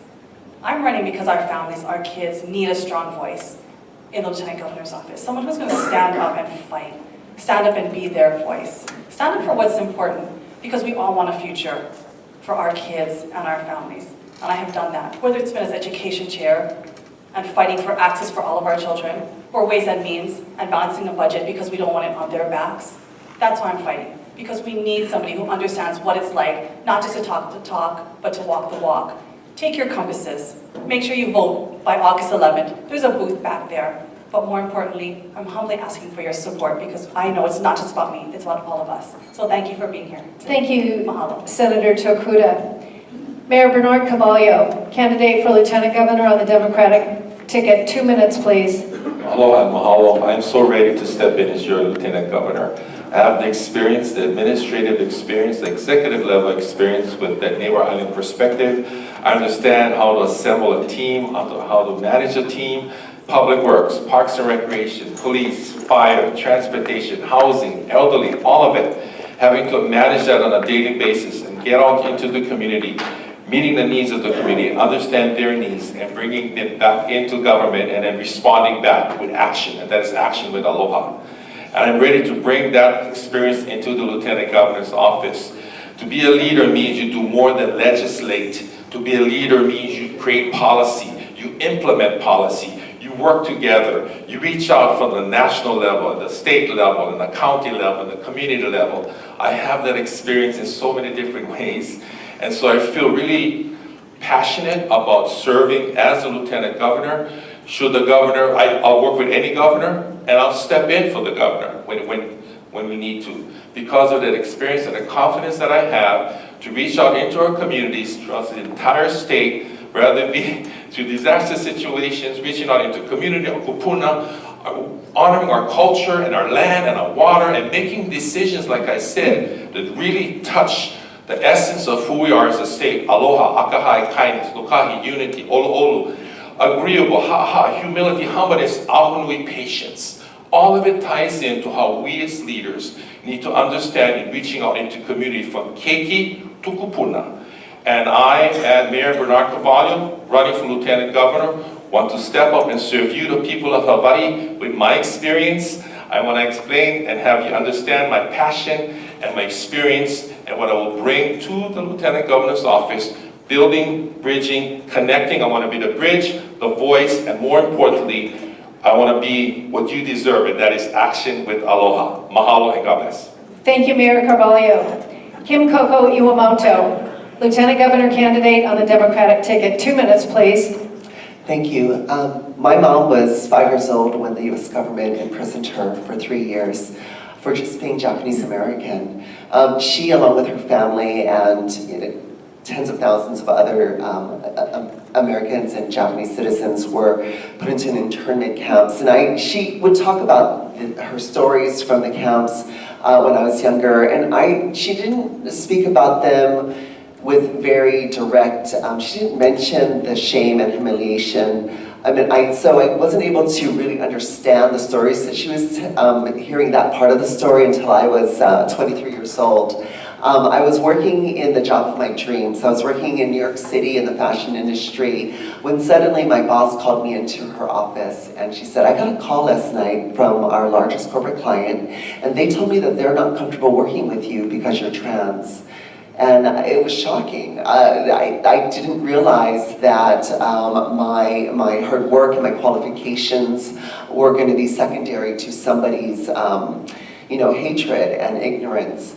And so I sought the help of, in a legal clinic, and they told me that the laws were written to protect employers so that they can continue treating you and others like you like this. And I decided at that moment, I need to go to law school. I need to understand the law and how to make sure that government is working for the people, not against the people, not putting corporate profits first and their interests first. Years later, as you mentioned, I was a public interest attorney, and I also became a foster parent, and I started a business. I bought an apartment building in the urban core of Honolulu, and I committed to serving our housing. At least 50% of my units are serving previously homeless families or families who would be homeless but for their Section 8. So I've really been thinking about ways that we can stand together as a community. So thank you very much for your time this evening. Thank you, Kim Coco Iwamoto. Democratic Senator Will Espero on the Lieutenant Governor ticket on the Democratic Party. 2 minutes, please. Thank you. We're up here for a job interview. And like any position, you need someone with experience. You need someone that has a track record of accomplishment that can get things done. But most importantly, at the executive level, we need someone who will challenge the status quo. Because our state has become a state of haves and have-nots. You know, I've spoken with senior citizens on fixed incomes, single parents, young couples who are just starting out. And a common denominator is it's so expensive living in Hawaii. Many of them are struggling, paycheck to paycheck, and that has to change. And government is the major dominant force in this state, your state government. And yet we have all these problems. So I don't have all the union endorsements. I don't have hundreds of thousands of dollars in my campaign war chest like some of these folks. But what I have is an energy and an enthusiasm that you will not see from anyone else. Because I want to work and leave a legacy for you, for our children and future generations. Because if we don't do that, we're going to become an enclave for the rich and the wealthy. And our middle class and our citizens are going to be the caretakers of those individuals. My oldest son, he's 34, he's a captain in the Marine Corps. He's been in now about 8 years. And he'll probably have a career there in the Marine Corps, like his grandpa who was in the Navy. I want him to be able to return one day, but I don't know if he can or whether he'll want to. So we need to change that right now with our elected officials. And I please ask you to consider Will Espero, winwithwill.com. Thank you. Thank you, Senator Espero. We'll close with Senator Dr. Josh Green, Lieutenant Governor candidate on the Democratic ticket. 2 minutes only. It's an honor to be with you. I'm not big on cliches. I'm not big on platitudes. Life is too short. As your doctor for many years, I've seen our problems. I came to Hawaii to serve. I experienced it in Kauai. When I've seen children that didn't have health care coverage, I fought to get them health care coverage with the law. And now it's really in existence. When I saw a woman who was sexually assaulted in our ER in Pahala, and I found out that she couldn't get that same treatment on Oahu, I passed a law with my colleagues to make sure no woman would be turned around when that kind of tragedy occurred. When I saw that children didn't have coverage or care for autism, or we had too many children who were getting a lack of services in Hilo where we needed it, I fought to get those services. Time after time, when I see a challenge, I attack it. That's what we need. As I've studied homelessness, I've seen the actual need to solve it in a different way, to make it better for all of our people. These are all good people. You can't go wrong with us on many levels, but we do need action. We actually have to have someone who has capacity to take on these large problems. It's why I've earned the support of HSTA, the Carpenters, Hawaii Medical Association, the Sierra Club, Democracy for America, and I'm going door to door to continue to find out from all of our people what they need most, and I will continue to be your doctor to find out what we need most here at home. Again, it has been an incredible honor to serve, but it is time in government we translate experience into real action. You hear it all the time. It's been a horror show at the federal level, but on the local level, you can get a lieutenant governor with extreme capacity to solve some of these large problems that we faced for years. I would be truly honored to be your lieutenant governor going forward. Thank you so much from my heart for being here with us tonight. Thank you, Sherry. Thank you. And I'd like to mention for those who are listening on KPUA 670 AM, you're going to get a little bit of news and a civil defense update. And when we return, we are going to have the candidates for State Senate 4 here in the room. Please know that Pirate's Kitchen is still outside. And the orchids are courtesy of Pacific Nursery in Kea'au, and we appreciate that. And now, let us give a real warm thank you round of applause to our candidates.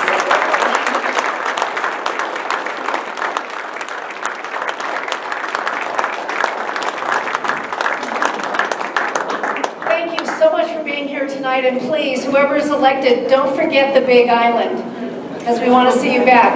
Now, I'd like to have, pardon? Sorry. Shows how much I know. I'd like to have the two candidates for State Senate 4 make their way to the change as we change the table. Aloha. Welcome to the audience on 670 AM KPUA radio in Hilo, because they are joining us again, back again, for our candidate forum with two candidates for State Senate 4, which is the Hawaii State Senate. And this district goes from Honolulu all the way up Hamakua. It goes across Saddle Road, covers Waimea, Waikoloa, and it goes into North Kona, Kaimanani Drive for sure. Have I got it right, ladies? Okay, it's a big district. So a lot of you folks listening on the radio will be in that district, and you folks here in the audience. We have two candidates running for this office, and this is a partisan office, which means that when you vote sometime between now and August 11th, either absentee or walk-in voting, which goes from the 30th of July to August 9th, or on the actual voting day on August 11th, you will, if you want to vote for one of these two ladies, you will be pulling a Democratic ticket. And it's important to understand, because this is a partisan race. First up, we have our existing Democratic State Senator Lorraine Anoying, who has a long legislative history. She was on the Hawaii County Planning Commission and Hawaii State Plan Policy Council before being elected to Hawaii County Council, where she served 6 years. With the existing mayor's death, she became mayor of Hawaii County in 1990 for 2 years. She was Hawaii State Senator from 1998 to 2008, and then from 2015 until now. She is the chair of the Senate Transportation and Energy Committee, a committee member on the Senate Ways and Means Committee, Water and Land, Climate Change Mitigation and Adaptation Commission, Women's Legislative Caucus, and Hawaiian Affairs Committee. Democratic challenger Heather Kimball is a scientist with 2 decades of experience in research, teaching, and leadership positions in both the public and private sector. She owns her own consulting business focused on science-based policy and communication.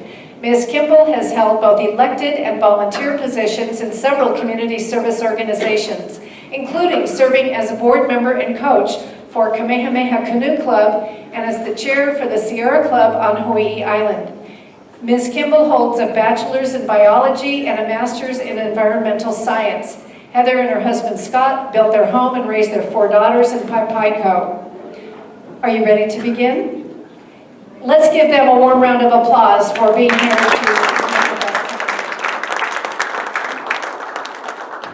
And again, those of you here in the audience know this, but please hold your applause until we get to the very end to give our full attention to these folks.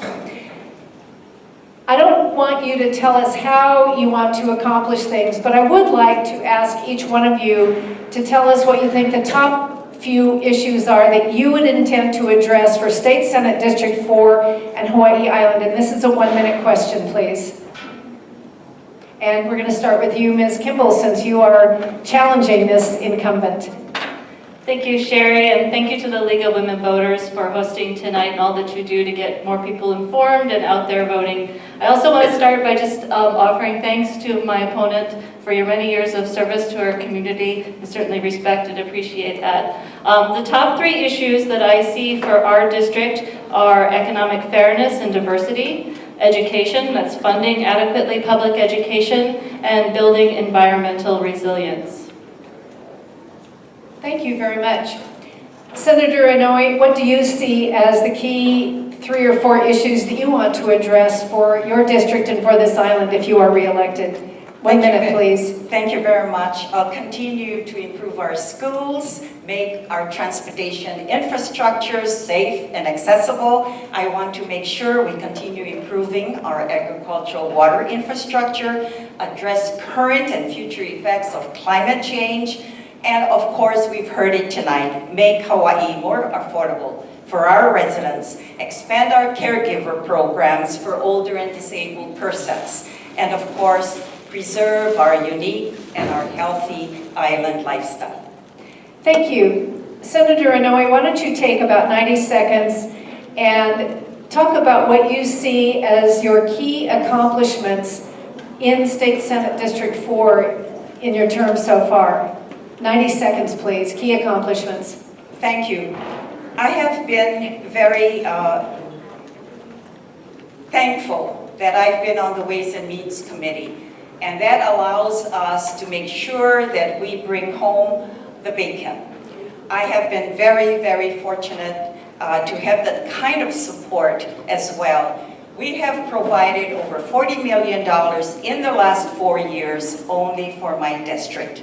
I'm so pleased that we're able to contribute to increasing our schools as well, building new schools, $13 million. We're building a new project at Waikoloa Village with the J building. That'll certainly allow our students to be becoming more comfortable there. We're also building, and we appropriated this year $1.5 million to at least support and continue to support our children close to home, $1.5 million to our covered play court out at Kalanianawoli School, and much more. Thank you very much. Ms. Kimball, you are not now a public office holder, so I really can't ask you about what you've done in that aspect, but I would like to ask you, what have you accomplished in the community? What are some of the things that you would point to give us a sense as to how you might function as a state senator if you are to win? So my background, as you mentioned, is as a scientist. I've spent over 2 decades in that capacity as a researcher, as a manager and leader. And what I'll point to as my approach, my style, is coming from that scientific background. I know how to utilize information, discern facts from fiction, which actually is critically important right now in this post-truth era, and use that to synthesize solutions. My leadership capacity, I was a manager for a government organization. In that capacity, I had to manage complex problems, balance multi-million-dollar budgets, and guide and steer teams of people, and that include picking the right people for the particular project that we were on, and motivating to bring their best work to that. So from that process, I've been able to find the pukas in various projects where we weren't acting efficiently in my professional career, and by looking for opportunities to create more efficiency, getting more bang for your buck, that's the kind of leadership that I will bring to this position. Thank you very much. One of the biggest issues we are facing right now is the lava flow in Puna. It's creating an economic crisis for this island, not just in Lower Puna, but really around the island with the loss of tourism. Some folks have lost their jobs. Some companies have even ceased to exist, among other things. And there's obviously just justifiable sadness everywhere.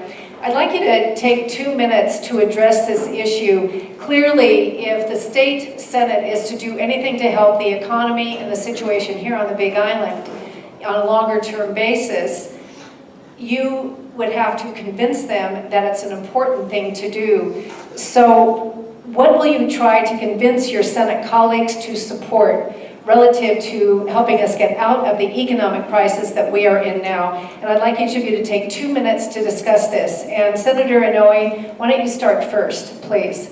Thank you very much. There was a concern with regards to the decline in our cruises that come into port.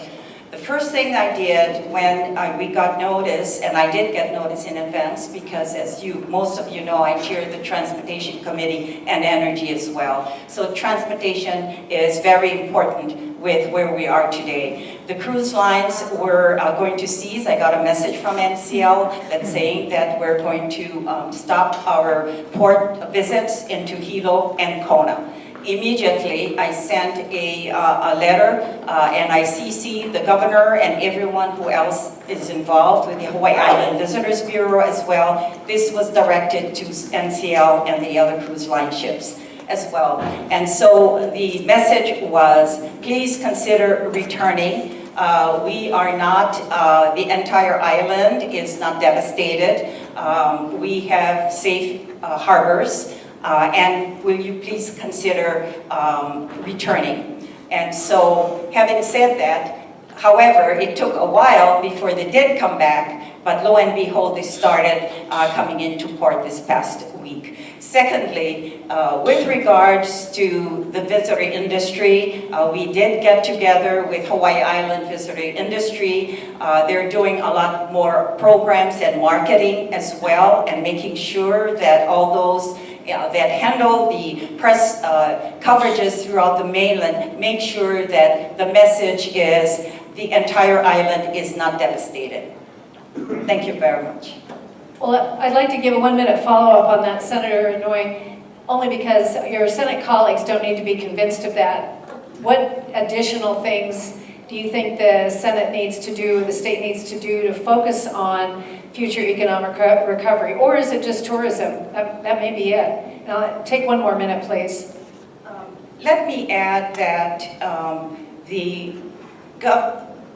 our state operations with regards to government and the legislature, we oversee the Hawaii Tourism Authority, HTA. We oversee their budget as well. And I did say earlier that we do marketing programs. I'd like to add that we have met with HTA. We were in our discussions, we had to be ensured that continuation of the marketing programs continue, even surpassing what they're already committed to.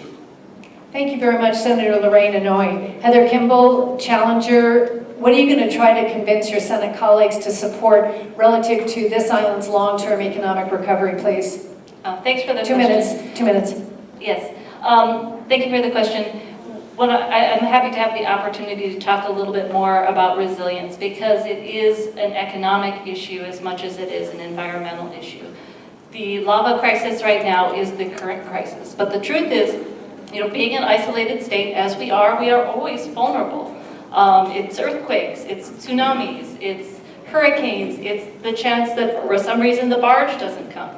And so, because we are so dependent on tourism and real estate development as our primary economies, we are vulnerable to fluctuations in the outside market, in the world, and we are vulnerable to these natural disasters. They're fickle economies, and so we need to diversify, and that leads to having a greater resilience as a community.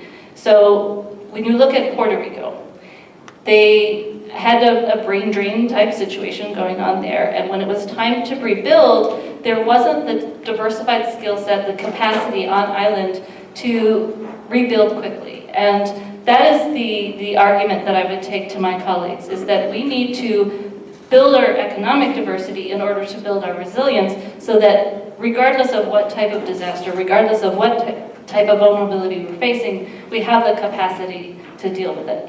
Now let me be very clear that I do not think that the government builds the economy. It is our businesses that build our economy. But we facilitate that process by either making sure that our regulations are appropriate and fair, making sure energy costs are lowered, because that is one of the key barriers that I've been told by our business community to development here, as well as real estate costs.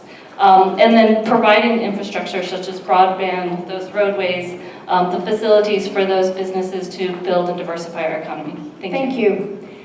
Take 1 additional minute. You talk about diversity in the economy. How would that, practically speaking, happen? And I'm curious about that because, frankly, for the last 20 years, we've asked state candidates that exact same question. How do we diversify the economy so that when something happens, and finally something has, and we find out how devastating it is to lose a lot of our tourism industry. So 1 minute more on the diversification of the economy issue, please.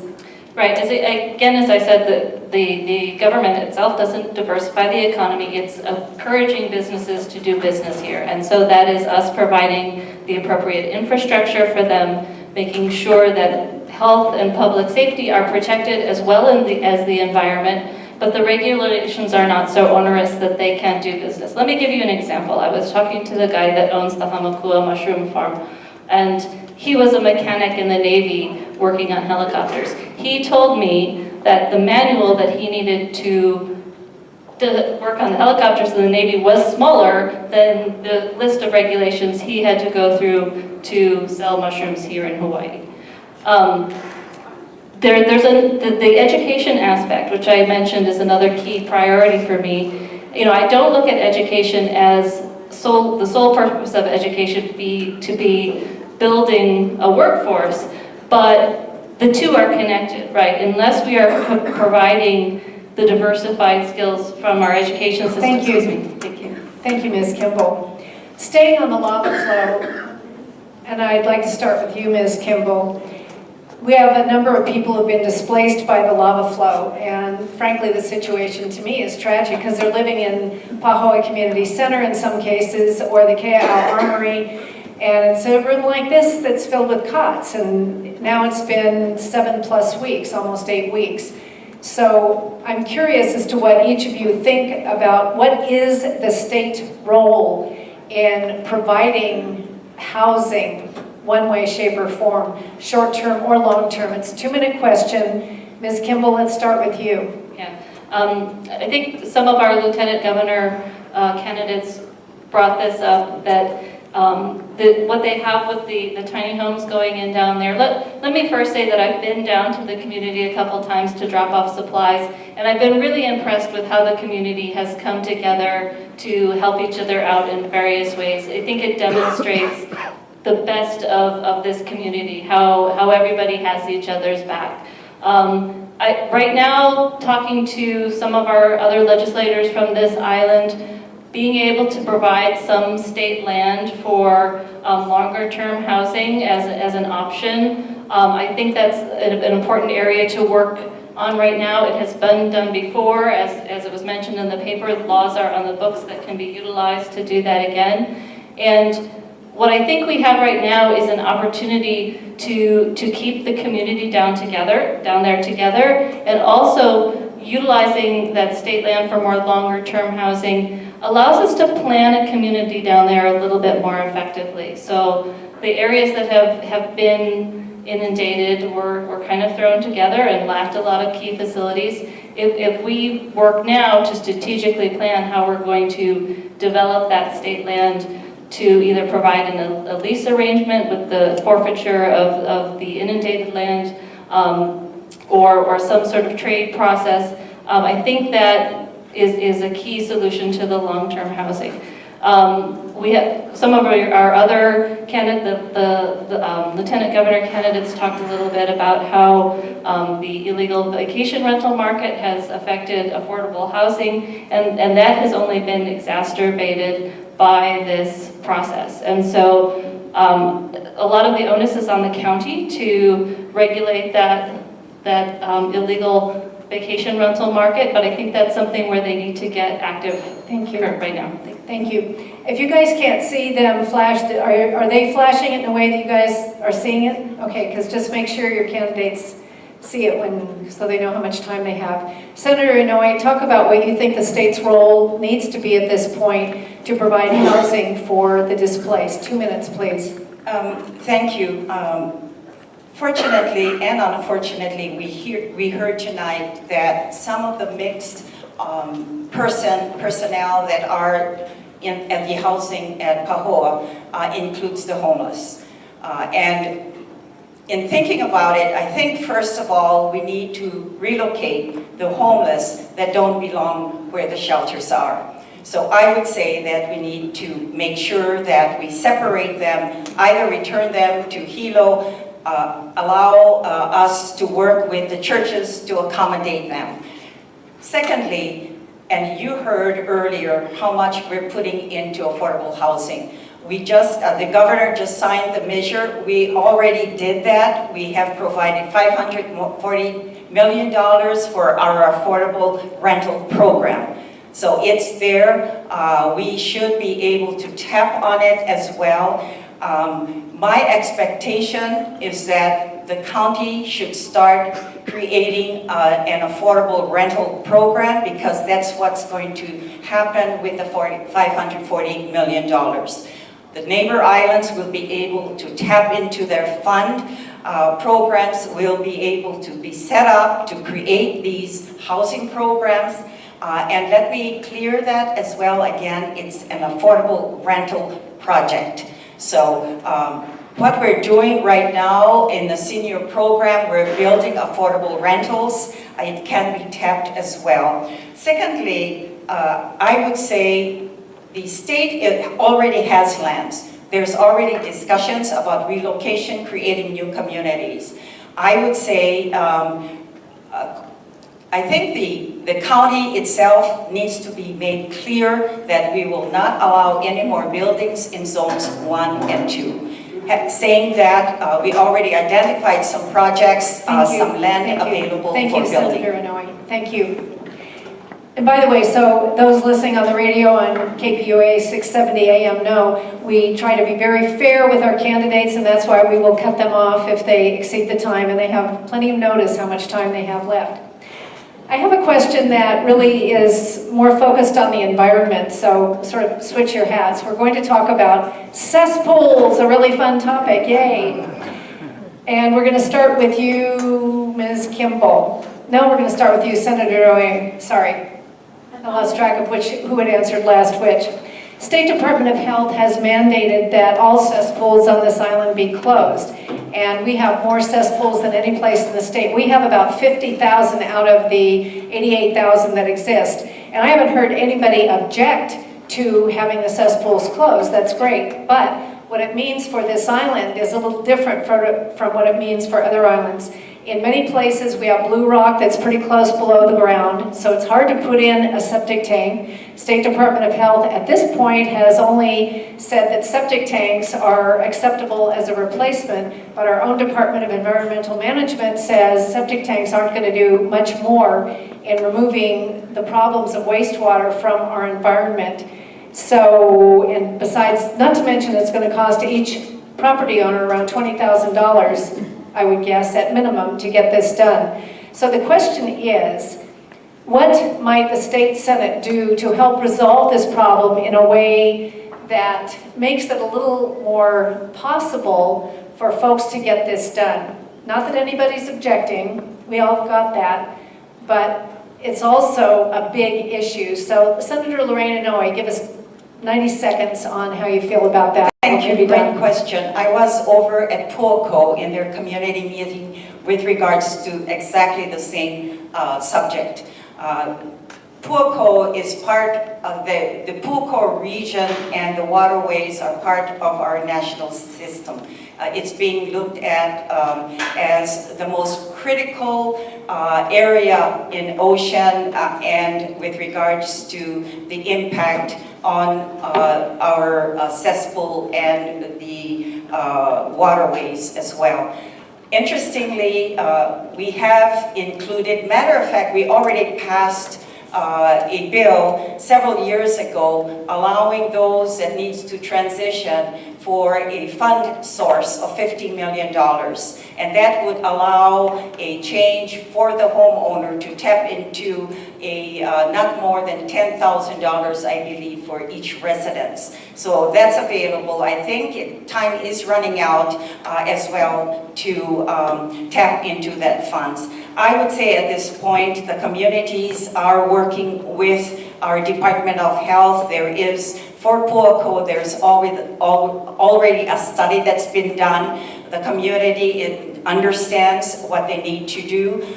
We are also looking at federal funds to help them because that's going to be a pilot project, but the community has already planned and they understand the costs that they will have to abide by. Thank you. Ms. Kimball, talk about the cesspool issue for our island, please. Right, 90 seconds. As you said, everyone agrees that the cesspool problem is something that needs to be addressed.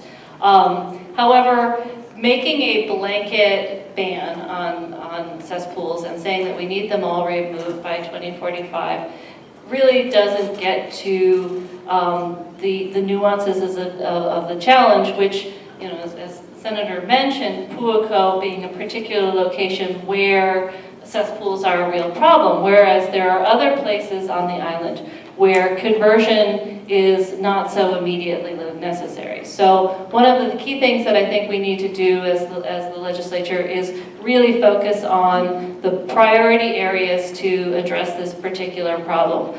Now, there are some options. As you mentioned, septic systems are not appropriate for all locations. That's been a concern that I've heard from a number of constituents.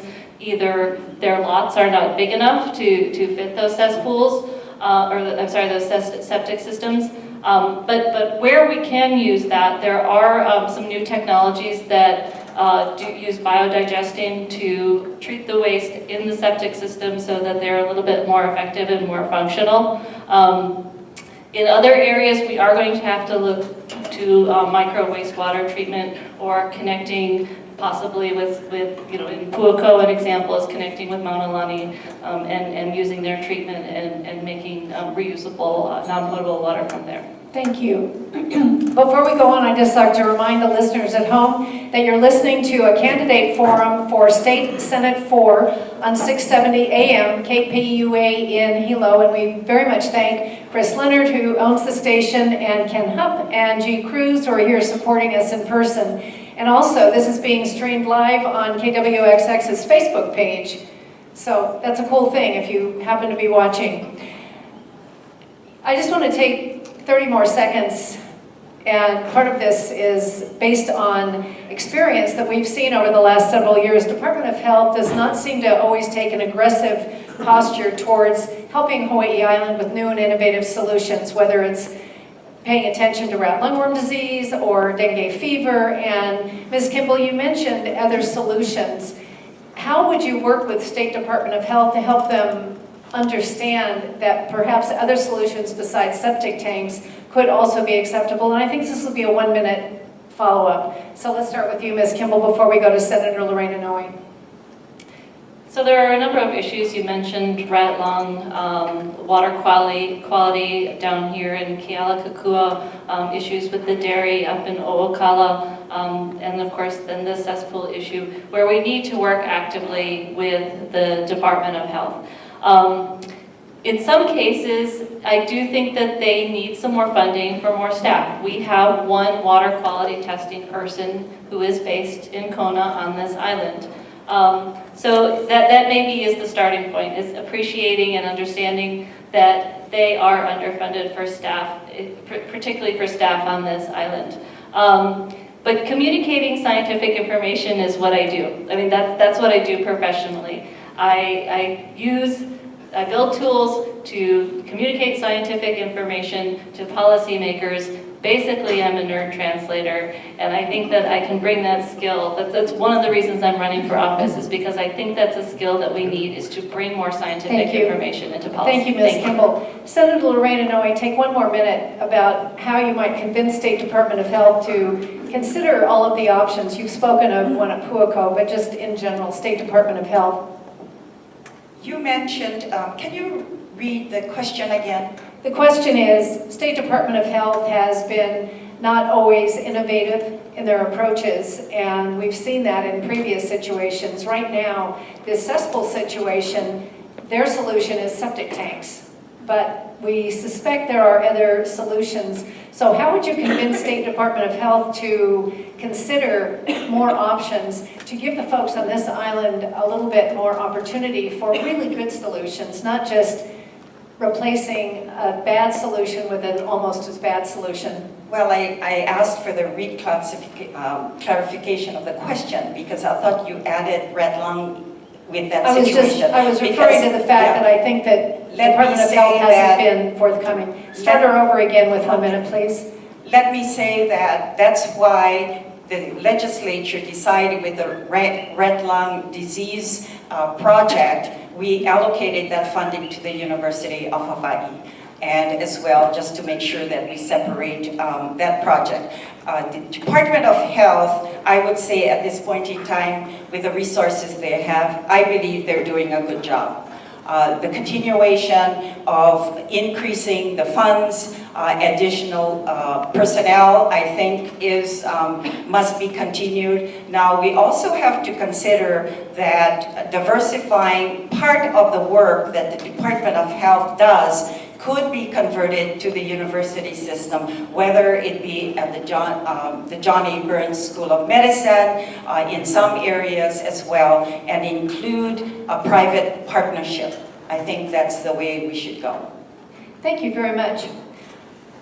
Some of the questions that have come in have to do with campaign funding. Clearly, it takes money to run for office. And I'd like to know from each one of you, who are your top 5 donors? 1 minute, please. Senator Lorraine Anoying, who are your top 5 money donors? Okay, I think this will probably have to put the thinking cap on. I would say my family, because during the last, when I started in the 2014 campaign, I did a sole funding. So I find it my campaign. My family, and I would say those that endorsed me, whether it's the union for this election cycle, those that endorsed me, such as the HGA, the Carpenters Union as well. So I have funding sources from them, and I could go on and on. I have individual support groups from friends throughout the country as well, including those that have been supportive of mine for the years that I've been in office. Thank you very much. Ms. Kimball, who are your top 5 money donors, please, for your campaign? 1 minute. My top 5 donors, so my mother was my biggest donor. My great aunt, who is going to be 100 this August from North Carolina, she was my second highest contributor. Randy Ching, big donor to the Sierra Club, is number 3. I believe Lieutenant Governor candidate Kim Coco is number 2. She may not want that out there. She gave me that donation. Too late. And I'm trying to remember who is number 5. Probably the Zimmerlongs, friends of mine. I should make the point that all of my donations are from individuals. I haven't taken any corporate PAC or corporate money. There are some public political action committees that I do have an alignment with on values that I certainly would consider taking money from them if they were to offer it. But I'm not taking any corporate PAC money. 15 seconds. If you got a union endorsement, would you accept it or turn it down? It would depend which union. I have been endorsed by the Hawaii State Teachers Union, and I did mention to one of them that was here, that's the one that I cared about the most. Both my parents were teachers. Education is extremely important to me. All my kids went through public school here. If they were to offer me money, I would certainly accept that. Thank you. Senator Anoying, you have been endorsed by a number of unions. What promises have you made in exchange for the endorsements? 30 seconds. In all the years that I've been in office, I have not made any commitments with regards to any donations that I received. And I believe how I have handled my positions as your state senator is true to bills that I support as well, and those that I oppose. So there's no strings attached to any contributions. Thank you. You've spoken, both of you have spoken about some environmental issues. What more do you think the state Senate, the state legislature should be doing in response to climate change, especially relative to rising sea levels? And this was a question submitted by more than one person. And let's start with you, Senator Anoying. Thank you. Good question. Oh, sorry. 2 minutes. 2 minutes. Great. Just to let you know that I'm the only neighbor island legislator that sits on the Governor's Climate Change Commission. We have a mandate to work on a guideline for the next 2 years. There is a great concern that we have in our first meeting. We are obligated to hold 4 meetings within this 2-year period, but because of the nature of the climate change as well, that the topic is too important to just have 4 meetings. So we've already had 2 meetings. The concern that we have, as we all know, the first report included the project report already dictated and has been made public that the sea level rise at 3.2 feet is going to occur in 2030.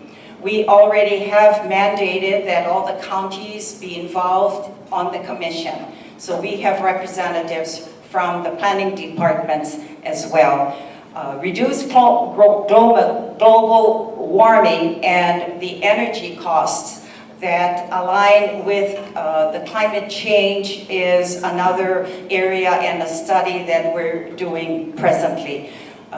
We have a commitment that we are allowing the counties to report to the next meeting how they're going to manage the sea level rise, which it would be the first opportunity for them to address the land use. How they're going to manage those properties along the ocean,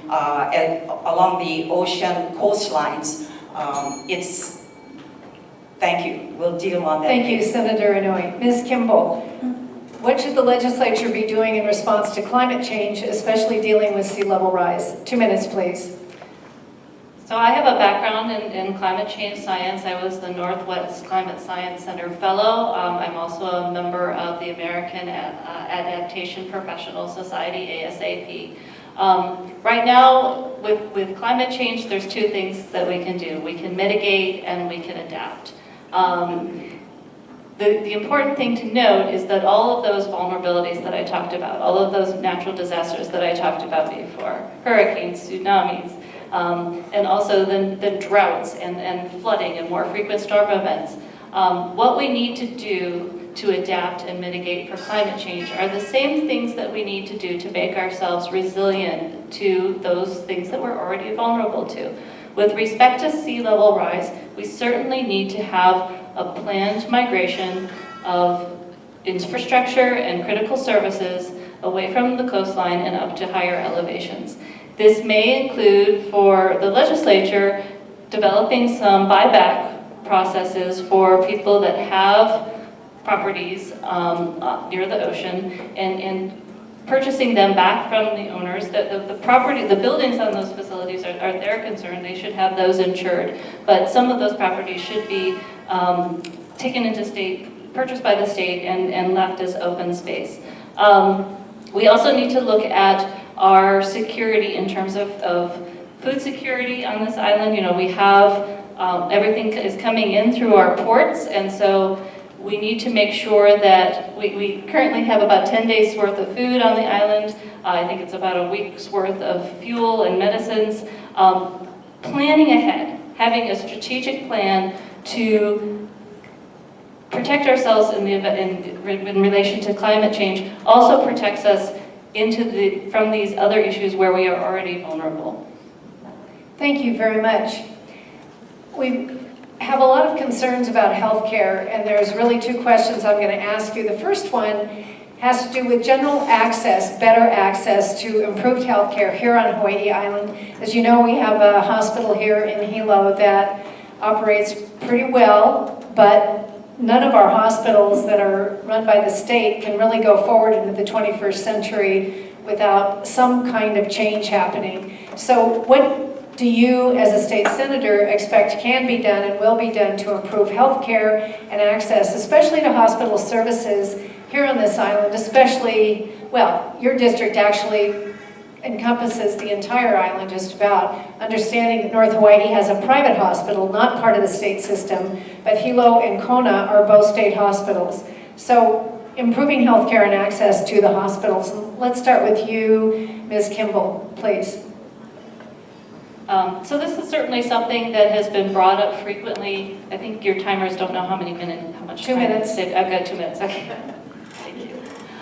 This is something that has been brought up quite frequently. I'd say it's in the top 5 issues that I've heard out canvassing in our district. I was speaking to one gentleman up in Waimea the other day who, over the course of the last 2 years, has been through 5 primary care physicians because they came and they left, and he was left high and dry. And we've had that same experience in my own family.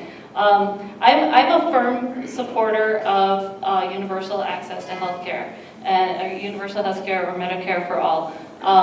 That is because the administrative costs right now under our current system are so high for healthcare. We're looking at 17% of the costs related to healthcare being directly related to administration rather than actually delivering medical services. Under Medicare, that administrative cost is about 2%. So we're freeing up 15% to providing better care for our community. Related to this is the number of doctors available for just primary care in addition to specialties. And that's where the big gap is right now, is bringing doctors to our island and keeping them here. And so one of the solutions that I think is key is growing our own medical professionals, because those are the people that already have roots here in the community. They understand what it means to live out here in Hawaii, so far away from everything. And they're going to have those ties that are going to keep them here and keep them in service to our community.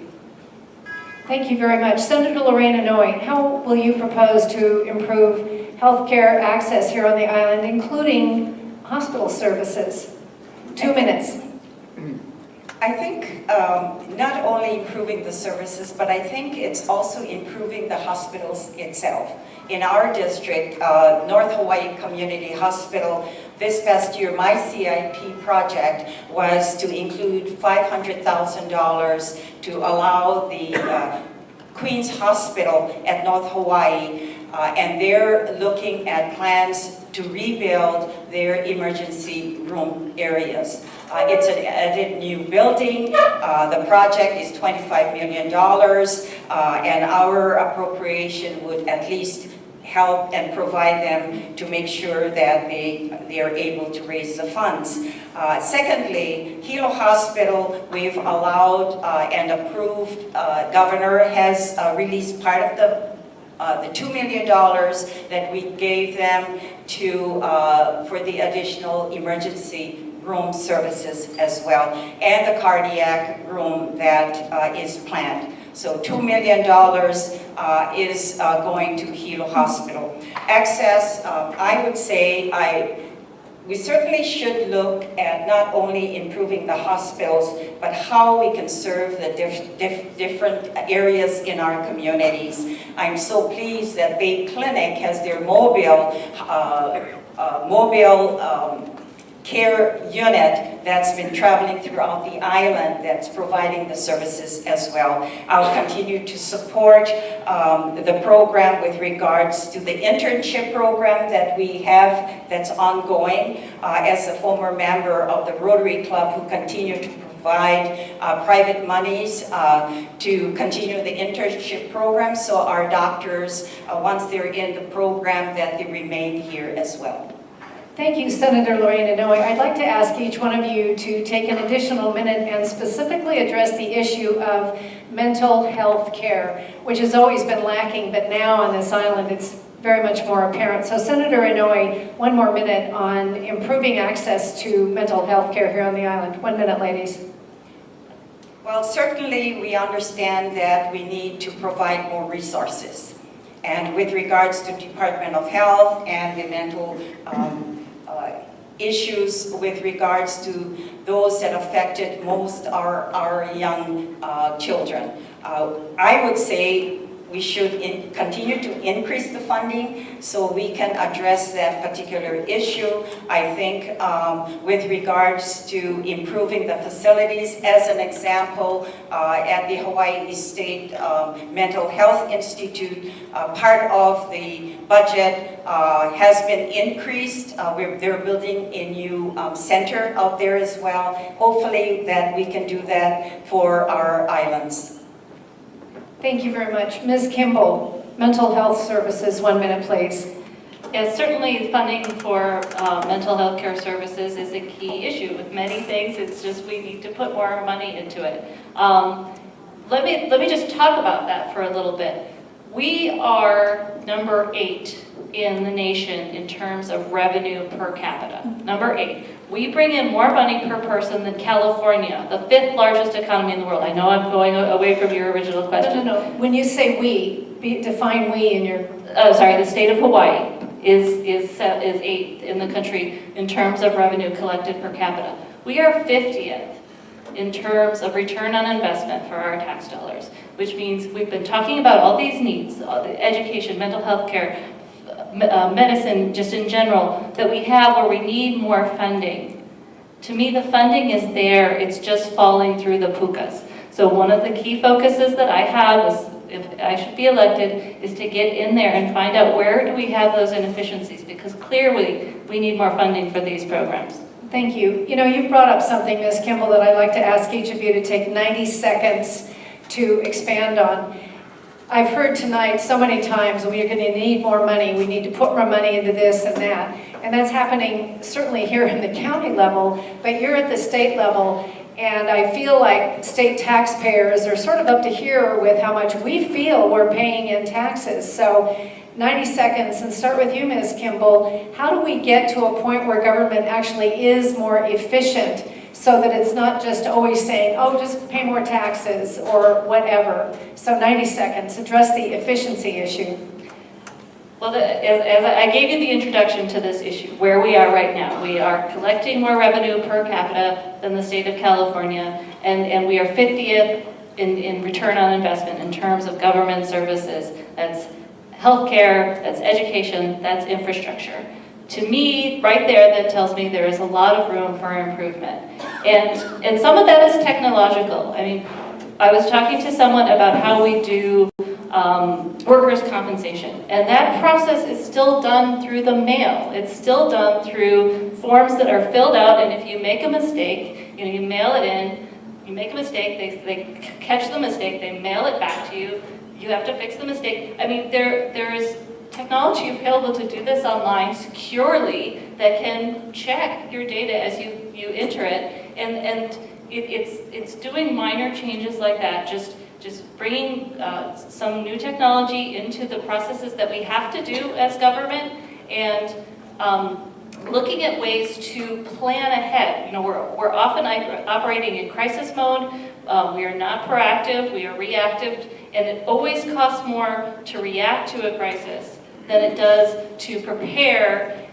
Invasive species is a good example. You know, if we invest in our biosecurity plan, we are not spending all that back-end money dealing with fire ants, dealing with rat lung.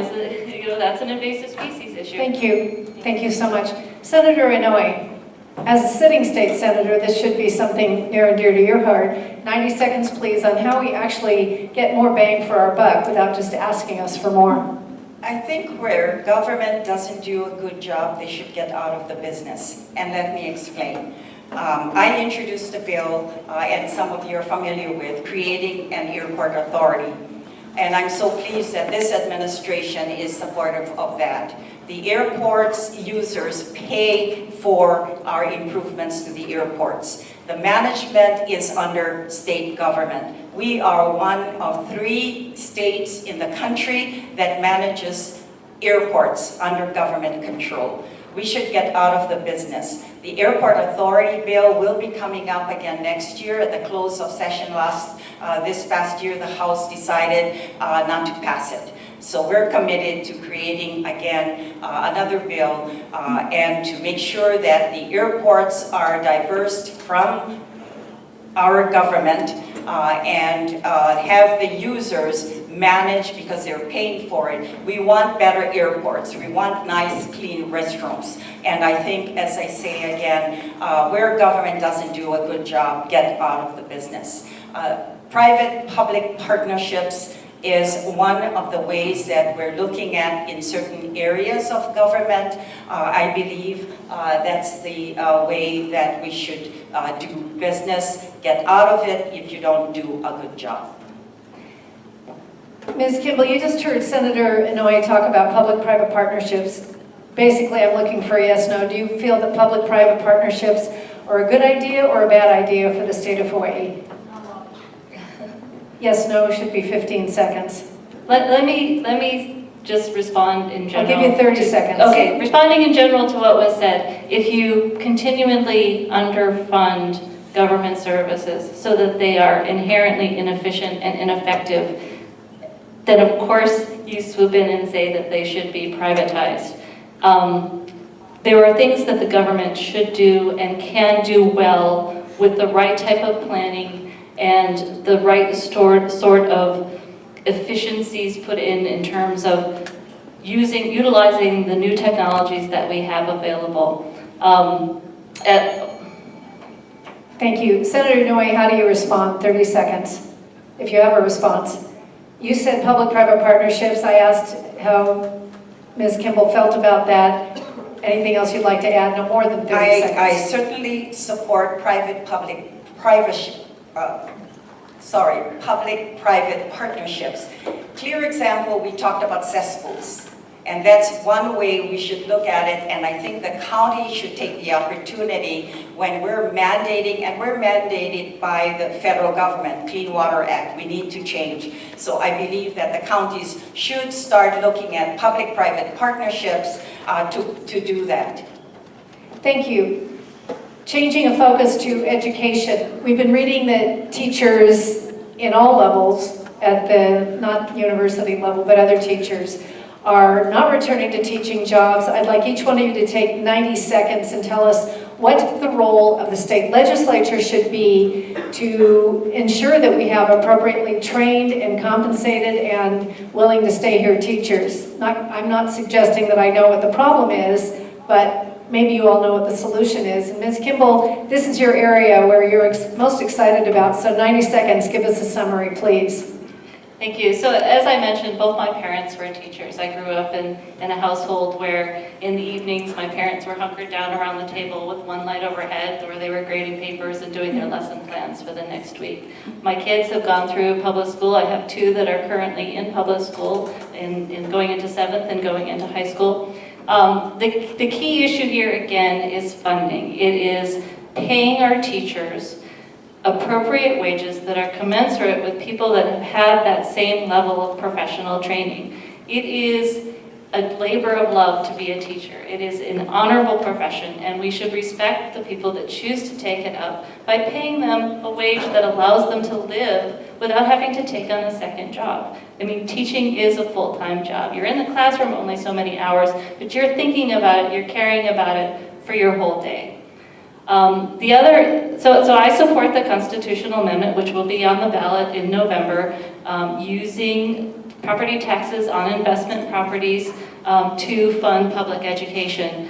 I think that we need to be really careful with the wording on how that ultimately becomes legislation to make sure that we're not impacting those that could potentially be hurt by that.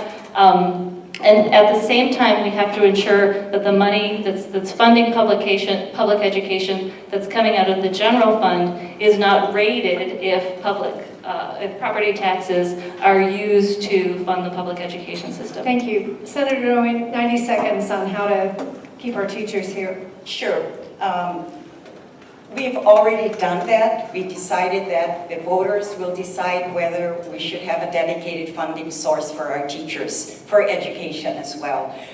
To me, I think that will be a clear message that we're sending out, and hopefully the voters, it'll be before all of you, whether you support the constitutional amendment this coming election.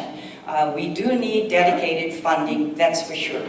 We all have to understand that we don't only take care of education. Our state also funds hospitals and many others as well. Transportation, education, which we already talked about, our hospital systems.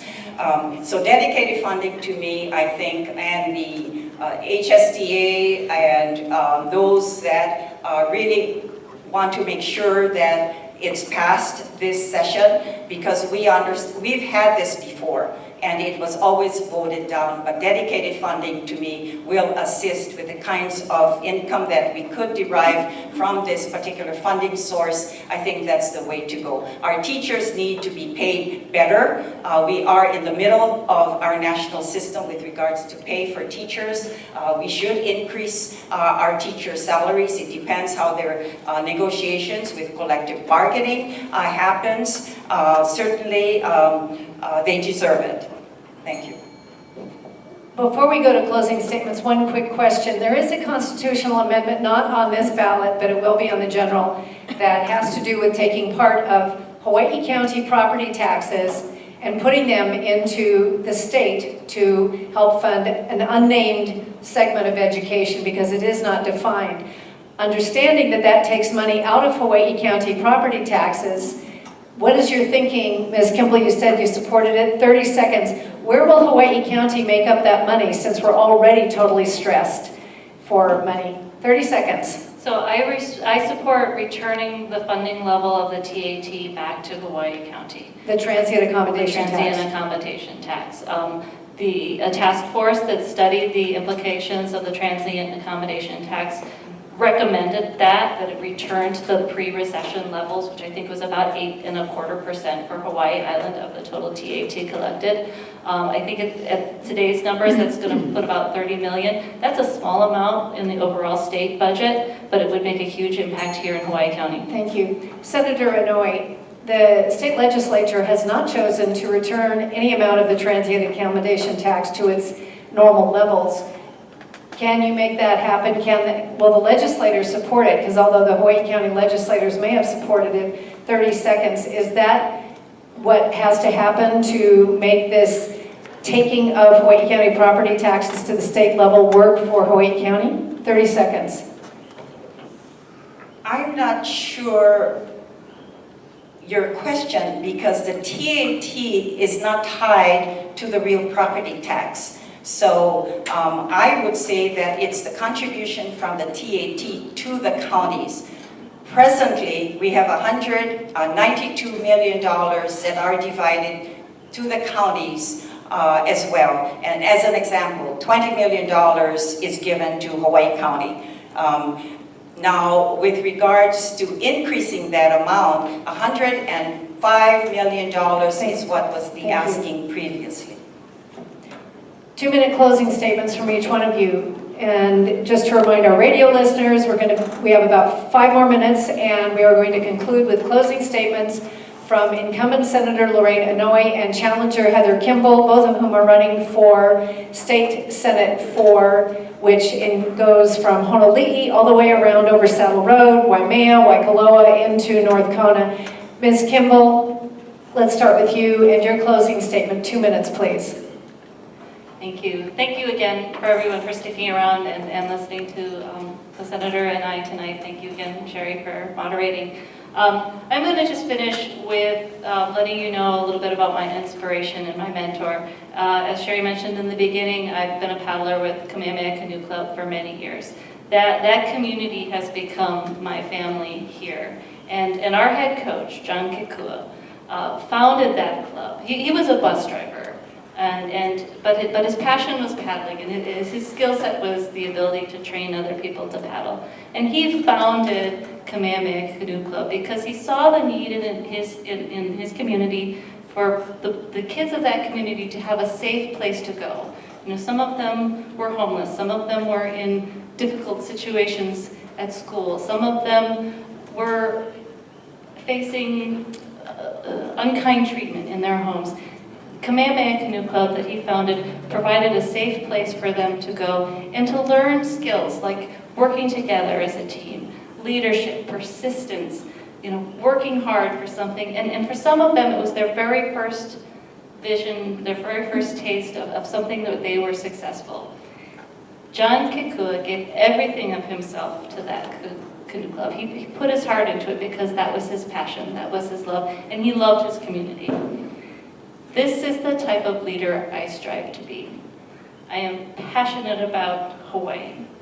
This place has given me so much, and this community has been so generous. I am passionate about the people here. And I've spent the last year going out and talking to people, knocking on doors, listening from our community to build my platform, and that has been extremely rewarding. I strive to be a servant leader to this community, and I promise I will always put this community first. Thank you. Thank you. Thank you, Heather Kimball. Senator Lorraine Anoying, please, 2-minute closing statements. Thank you. Thank you for inviting me. And to be honest, I'm not much of for blowing my own horn, but I am proud to be a very hardworking senator, committed to serving my constituents. I keep an open door. I return phone calls. I respond to emails from constituents, and I mean it when I say I will help. I've developed trusting relationships, both in the community and the legislature. Relationships are everything. They take time. I helped save a bill to address our island's foster care social worker caseload crisis. The bill would have died without my intervention. It's now awaiting the governor's signature with $1.9 million to reduce the caseloads. But as important, this will benefit hundreds of foster kids on this island. I saved the bill and I'm proud of it. I'm also proud to have worked closely these past 4 years with teachers and principals of the 11 public schools and secured more than $40 million for my district. That's about $9,000 per student for each of the 4,200 public school students in my district. That's meaningful. Funding a small radio station in North Kohala, nearly $2 million to improve North Hawaii hospitals, $5 million for agriculture and food self-reliance, including an unprecedented North Kohala ag water study, bringing $400 million to my district, and lots more, helping pass the Death with Dignity or Our Care, Our Choice law. We banned use of toxic pesticide, toxic sunscreens, and bump stocks. And we are committed to achieving 100% renewable energy for our state by 2045. That's big, that's progressive. It's all about relationship, and there's more to do. I ask that my constituents to please re-elect me to continue working on your behalf. Thank you, and I'd like to thank both Senator Lorraine Anoying and Heather Kimball for being with us. I'd like to thank the audience for being with us tonight. Thank you to our radio listeners at KPUA 670 AM, and also to those watching on the Facebook live stream on KWXX-FM. And a special thank you to the League of Women Voters for sponsoring this forum, and a reminder that the whole point of this is so that you vote.